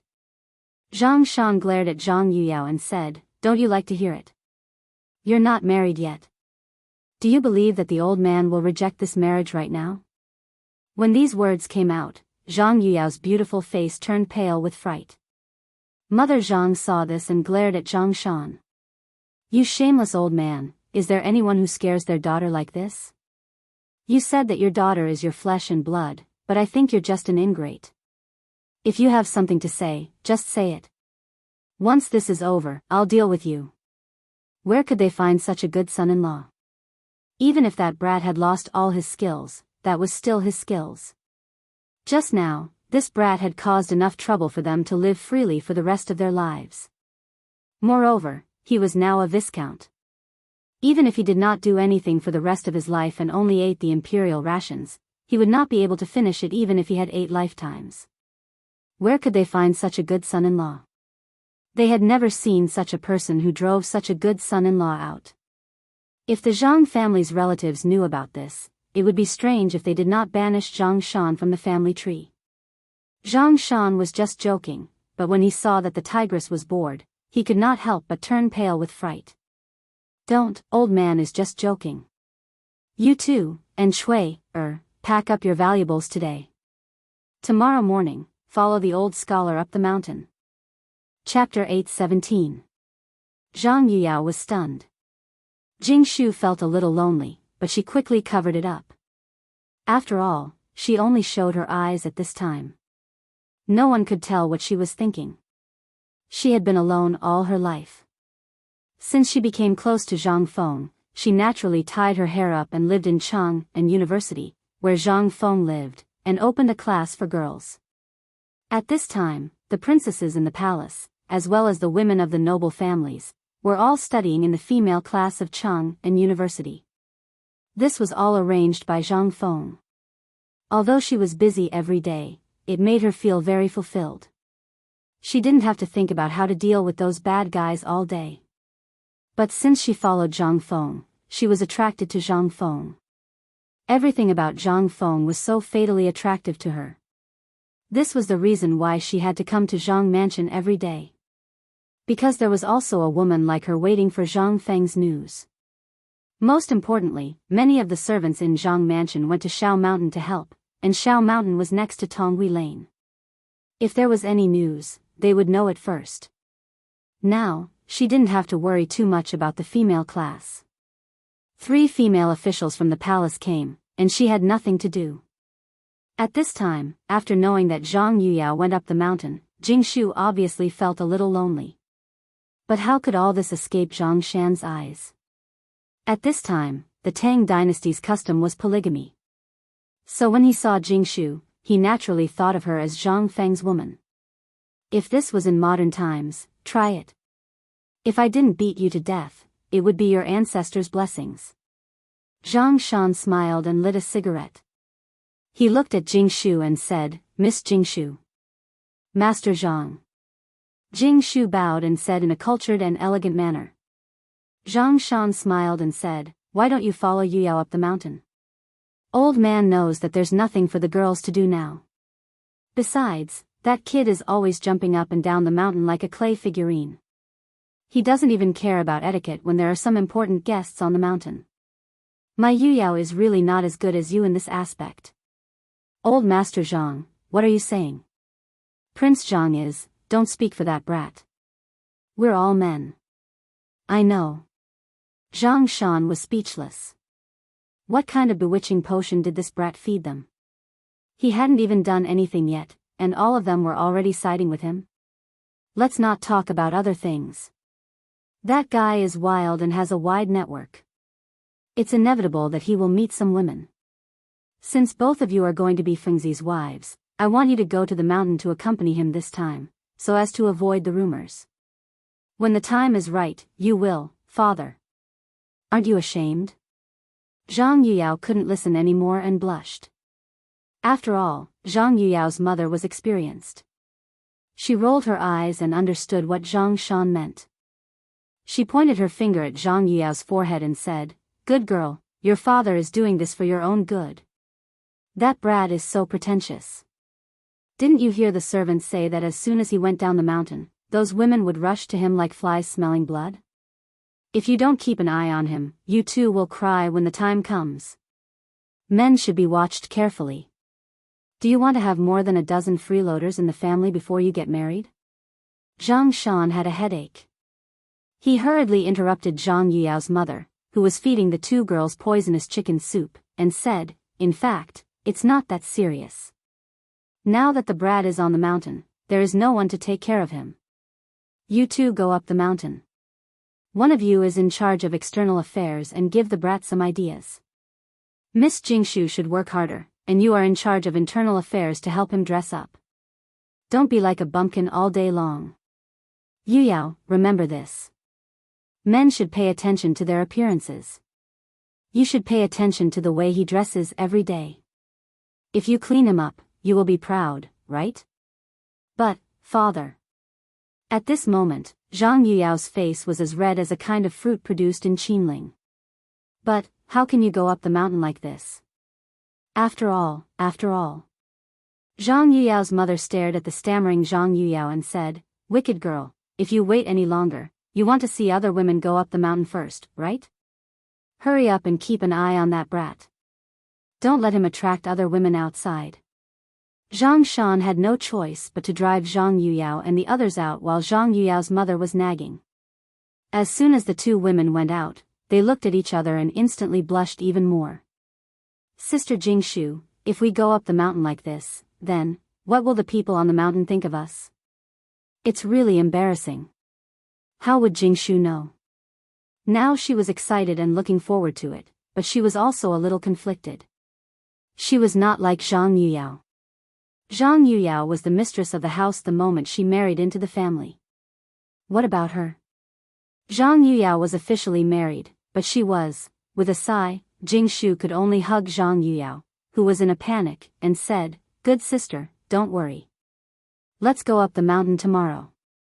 Don't you look forward to going up the mountain every day?" "Who said that? Let's go and see what we need to prepare. Didn't you make a set of clothes for Prince Zhang? Don't forget." The two women chattered for a while. Zhang Yuyao was excited again. She counted with her fingers what she needed to bring one by one. But she didn't notice that her personal maid had already taken the steamed buns to Zhang Mansion to show off. Chapter 818. Chang'an City, the residence of the 16th prince. In the Yuqi mansion. At noon, Yuqi Gong was lying on a soft couch. His snoring could be heard from afar. Yuqi Gong's wife and family members turned a blind eye to it. It was as if they were already used to it. However, today, many of the Yuqi Manor's servants, officials, family generals and others were staring at the entrance of the manor from time to time. They seemed to be waiting for some big shot. "She's here. Madam, she's here." At this moment, one of the guards rushed into the mansion with a cheer. Madame Yuqi's eyes lit up when she heard that. "Where is she?" As she said that, Madame Yuqi glared at the snoring Yuqi Gong. "Go and wake that dead man up. She's already here, and he's still in the mood to sleep." The guard was a little scared when he heard that. Who would dare to go forward when Yuqi Gong was sleeping? They would be beaten to death. However, they didn't dare to refuse the woman's order. They could only glare at the new soldier. In the end, the new soldier shrunk his neck and stammered to Yuqi Gong's side. When they woke Yuqi Gong up, he fell asleep. When he woke Yuqi Gong up, Yuqi Gong wiped the saliva off his face and knocked him out. "Dead man, you can really sleep?" She's already here, and you're still sleeping? Why don't you sleep like a log? Madame Yuchi glared at Yuchi Gong. When Yuchi Gong heard that, he instantly woke up from his dazed state. He waved his hand and had someone drag the new soldier away. He wiped the saliva off his mouth and hurried to the door. Where is she? Where is she? She's at the door. Then what are we waiting for? Let's go and take a look. As he spoke, Yuchi Gong led his family to the door. However, when they walked out of the back courtyard, they saw a young woman in a white cloak. She was dressed in the style of a Chang'an woman and was slowly walking into the mansion. The woman's appearance was similar to Yuchi Gong's, but she only had eyes and a nose. She had big eyes and a sharp nose, but she wasn't as burly as Yuchi Gong. Although she was still taller than the guard at the side, one could tell from the ribbon tied around her waist that this woman was truly a peerless beauty. Her red lips were glistening, just like the delicate woman in Chang'an after the rain, making people feel pity for her. Good girl, I haven't seen you in so many years. You've become even more beautiful. Madame Yuchi's eyes narrowed into crescents when she saw this. She grabbed the woman's hand that was as white as snow. Lan, greets sister-in-law. It's been so many years since we last met, sister-in-law, and you're still so beautiful. Lan, almost thought I was dreaming of the first time I saw sister-in-law 10 years ago. Madame Yuchi was overjoyed when she heard this. Little sister, what are you talking about? We're all one family, so let's not talk about these things. How have you been in Chang'an these years? Yuchi Gong had a side relative. After the Tang dynasty was established, Li Yuan dispersed the family power of all the officials in order to disperse the power in the court. As for Yuchi Gong's side branch, they naturally chose the wealthy Chang'an generation. After not seeing each other for a few years, if Yuchi Gong hadn't joked with Zhang Feng about having a girl, he would have forgotten about this cousin. Afterwards, he returned to discuss Zhang Feng's marriage with his wife. The two hit it off and quickly sent a letter to Yuchi Gong's uncle. This girl was a side branch of Yuchi Gong's great-grandfather, Yuchi Meng. She was also the only daughter of Yuchi Gong's paternal uncle, Yuchi Meng. These years, their development in Chang'an could be considered quite effective, even more so than Yuchi Gong's branch. However, although their lives were good, they were unable to enter the world. Last year, Yuchi Gong had received a letter from his paternal uncle, Yuchi Meng, who wanted to find a marriage for Yuchi Meng's only daughter. Thinking about it this way, Yuchi Gong couldn't help but feel that Zhang Feng was full of merits. Although he had an engagement, as a man, which man didn't have 3 wives and 4 concubines? Moreover, this kid had saved the emperor's favor and called him brother. In the future, when a man achieves the Tao, even his chickens and dogs will ascend to the heavens. This was a small matter. His Yuchi clan would also be able to benefit from this. Who told him to have many sons, but most of them were disappointing. Although he rarely interacted with Yuchi Meng, he didn't know if this cousin of his was still as thin as a stick of firewood after not seeing her for a few years. But seeing her today, Yuchi Gong almost cried out in surprise. He had seen at least 800 if not 1,000 women. Among them, he had seen blonde-haired and blue-eyed Hu people, as well as those smelly extraterrestrials. But seeing her now, Yuchi Gong's heart instantly blossomed. This was great. When Yuchi Lan arrived, it would be strange if that kid didn't fall under her pomegranate skirt. Yuchi Lan wasn't as cold and aloof as Jing Shu, nor was she like Zhang Yuyao, a pretty girl from a humble family. Instead, she had the fatal charm of a Hu person. She was charming and had a graceful and noble temperament. No one could compare to her in this aspect. While Yuchi Gong was stroking his beard and smiling foolishly, the group had already entered the drawing room. Only then did Yuchi Lan bow slightly. Lan greets cousin. It's been many years, but cousin is still so valiant. Chapter 8:19. Ha ha ha, my good sister, you are the one who gave me a big surprise. Come, sit, sit. Yuchi Lan blinked her eyes, smiled, and nodded her head gently. After everyone had taken their seats, Yuchi Gong waved his hand and said, "Servants, is the banquet ready?" "Master, it's ready." Hearing that, Yuchi Gong stood up and said, "Sister Lan, you must be tired from the journey. Let's go, I have prepared a welcome banquet for you. Shall we talk while we eat?" In fact, Yuchi Lan had known that they were coming to Chang'an. Although Yuchi Lan didn't care about it, she had her own dream. But when she heard that it was Zhang Feng, Yuchi Lan couldn't sit still. Zhang Feng's general toast had caused a sensation among the scholars and beauties in Chang'an. All the girls were obsessed with Zhang Feng's poems. As long as one of Zhang Feng's poems was spread to Chang'an, it would cause a great fight. Yuchi Lan wasn't that crazy, but she had already given her heart to him. After knowing that they were coming to Chang'an from her father, Yuchi Lan couldn't care less. After knowing that Zhang Feng was engaged to the first beauty in Chang'an, Miss Jingshu, how could she stay calm? The three of them sat down. Yuchi Lan asked, "Madam, why didn't I see my nephews? They went to the mountain a long time ago." Although she had guessed it, Yuchi Lan was still shocked. "I heard that the crown prince and the others, shoo." Before Yuchi Lan could finish, Yuchi Gong stopped talking. "There are some things that you just need to know. Also, did your father tell you about what happened here?" Yuchi Lan didn't know that Yuchi Gong would be so serious about this. She nodded and said with a serious face, "I know." "That's good. Come, let's eat. You haven't eaten these things before, right?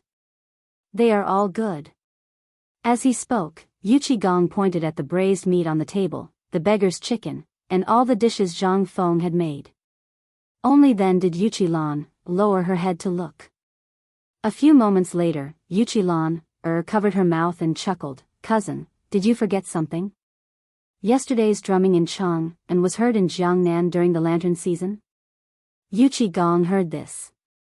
Although he knew nothing about these things, he could still understand the meaning behind it. It seemed that the table of delicacies that he had carefully prepared had already been eaten. He smiled embarrassedly and said, "I didn't expect this. I thought I could give you a surprise." "Forget it, when you go up the mountain, that kid knows a lot of things. I'll ask him to cook for you." "Cousin." Yuchi Lan covered her mouth and giggled.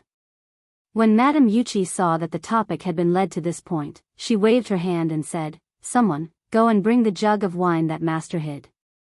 "Woman, you were the one who hid it, okay? I was wondering where my jug of wine had gone. If I don't hide, how are you going to entertain Lan today? Come, Lan, let's eat." "Ignore him." Madame Yuchi poured wine for Yuchi Lan and asked, "Lan, if sister-in-law remembers correctly, you're already 18 years old this year, right?"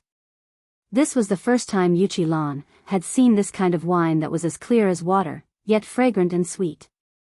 She was a little surprised, but when she heard Madame Yuchi's question, she smiled faintly and said, "Madame Yuchi really has a good memory." When Madame Yuchi heard this, she smiled and glanced at Yuchi Lan's chest that was twice as big as a normal person's. She nodded in satisfaction. Come, let's drink. This is something that only our residence has for now. It's hard to say whether the other public houses and the imperial palace have it or not. You don't know, but this wine was also made by that kid Zhang Feng. But, didn't you say that the beer was made by him? This. Sigh. How long ago was that? When we go up the mountain tomorrow, I'll teach you a good lesson about that silly kid Zhang Feng. Come, let's eat first. We'll talk after dinner. That kid knows things that you can't even imagine. This time, I'll tell you this much, but there's one thing that depends on you. Although that kid is only a viscount now, he's still the chancellor of White Deer College. But I can guarantee with my head that the number of ladies who have their eyes on that kid can line up from here all the way to Mount Shao. Yuchi Lan still believed in this point. However, at this moment, she had a better understanding of Zhang Feng's talent and knowledge. She couldn't help but be more eager to see what kind of person Zhang Feng was. Report. At this moment, someone rushed into the living room and whispered something in Yu Qigong's ear. Yu Qigong's expression changed abruptly. Oh no. Hearing this, Yu Qilan and Madame Yuqi turned pale with fright. What's the matter? What happened? After Yu Qigong waved his hand to dismiss the person who came, he said in a serious tone, "Do you still remember that kid's confidant? And his fiancée? Now, these two girls have become sisters. Tomorrow, the old scholar from Chang'an University actually asked them to go up the mountain to take care of Zhang Feng's daily life." Madame Yuqi became anxious when she heard this. She grabbed Yu Qilan's hand and said, "Come, let's go up the mountain now." Chapter 8:20. Shiva was miserable. He walked around the foot of Shao Mountain for a long time but still didn't get permission to go up the mountain. However, Shiva didn't get tired of it. He would wait here for a long time every day. When he was hungry, he would ask the passers-by to buy some food for him. When he was sleepy, he built a straw shed on the spot and asked someone to buy some things for him to stay in. Although it was a little bitter. Seeing the endless stream of people going up the mountain every day and listening to them talk about the rumors on the mountain made him very happy. Shiva was even more eager to go up the mountain. The fatal attraction of Zhang Feng made Shiva forget his identity as Prince Junla. Before, he thought that Prince Junla was a high and mighty existence. However, after meeting Zhang Feng, he suddenly felt that Prince Junla was nothing. Even his father, the emperor, couldn't be compared to him. Of course, he didn't dare to say these words in front of others. Otherwise, he wouldn't be able to keep his legs when he went back. However, he didn't care anymore. As long as he could go up the mountain, he wouldn't go back to Junla. Go back to your second uncle. He wouldn't go back. It was because Zhang Feng had come up with another good thing after the white paper and the braised beggar's chicken. After spending a lot of money to get a cigarette from old he, Shiva was completely lost. At this time, after waiting for the people in line to enter the market to go in, Shiva tidied up his clothes and even clutched the gold leaf that he had prepared. He planned to bribe the guards to let him go up the mountain. "Oh, isn't this the little prince of Junla? Why do you want to try again today? Ha ha ha." Amidst the guards joking, Shiva used the unfamiliar Han etiquette to salute and say, "Officers, this one is truly an old acquaintance of Principal Zhang. I'll have to trouble you to pass on the message. Can this be considered as a gift for the officers?" The guard glanced at the bulging money bag in Shiva's hand before withdrawing his eyes. He then looked at Shiva and said with a smile on his face, "You don't look like a troublemaker. Since you're so sincere and have become familiar with us these days, I'll let you in. However, if you dare to make trouble on the mountain and make things difficult for us, I'll break your legs even if you're King La, not to mention your Prince La." Shiva looked at the guards as if he was dreaming. It had been 7 days. They all said the same thing. However, these people refused to let him in. They said that this was the secret place of the Tang dynasty and that non-Han people were not allowed to enter. However, a few days ago, he saw a group of people from the western region enter with his own eyes. Although those people were handcuffed and shackled, they all went in except for him. He even brought the clearance documents and even had people from the Ministry of Works and the Ministry of Personnel to verify the clearance. However, he still couldn't go in. But now? He could go in. Shiva couldn't help but be overjoyed. He stuffed the money bag in his hand to the guard. However, the guard glared at him and waved the modeo in his hand. "What are you doing? What do you think we Tangs are? Keep your money bag. If you go up the mountain and the dean really takes you in, you should keep this bag of money. It might not be enough to cover your expenses." Shiva didn't understand what he meant. However, he still thanked him and entered Shao Mountain. He was neither a businessman nor a student, so naturally, he couldn't enter. However, he had long been looking forward to the market at the foot of Shao Mountain. In Chang'an, he had already seen through the pressure of the two big markets. On the other hand, although this was a mountain, there were more people and businessmen at the foot of the mountain than in Chang'an city. How could he not be excited? The guards were stationed at the entrance of Shao Mountain. If one wanted to go up Shao Mountain, they had to walk on this mountain path that was only 3 feet wide. On both sides of the mountain path, there were straight cliffs like door gods. After walking for about a mile, Shiva's eyes suddenly opened up. Waves of noise continuously entered Shiva's ears. Fresh fruits. The beer just arrived. Brother, do you want to try it? This is brewed by our dean himself. It only costs 1 copper coin. 1 copper coin. The fragrant glutinous rice wine, the dean's favorite glutinous rice wine. Come, come, come, all of you come and try it. It's free if it doesn't taste good. Shiva looked around as he walked.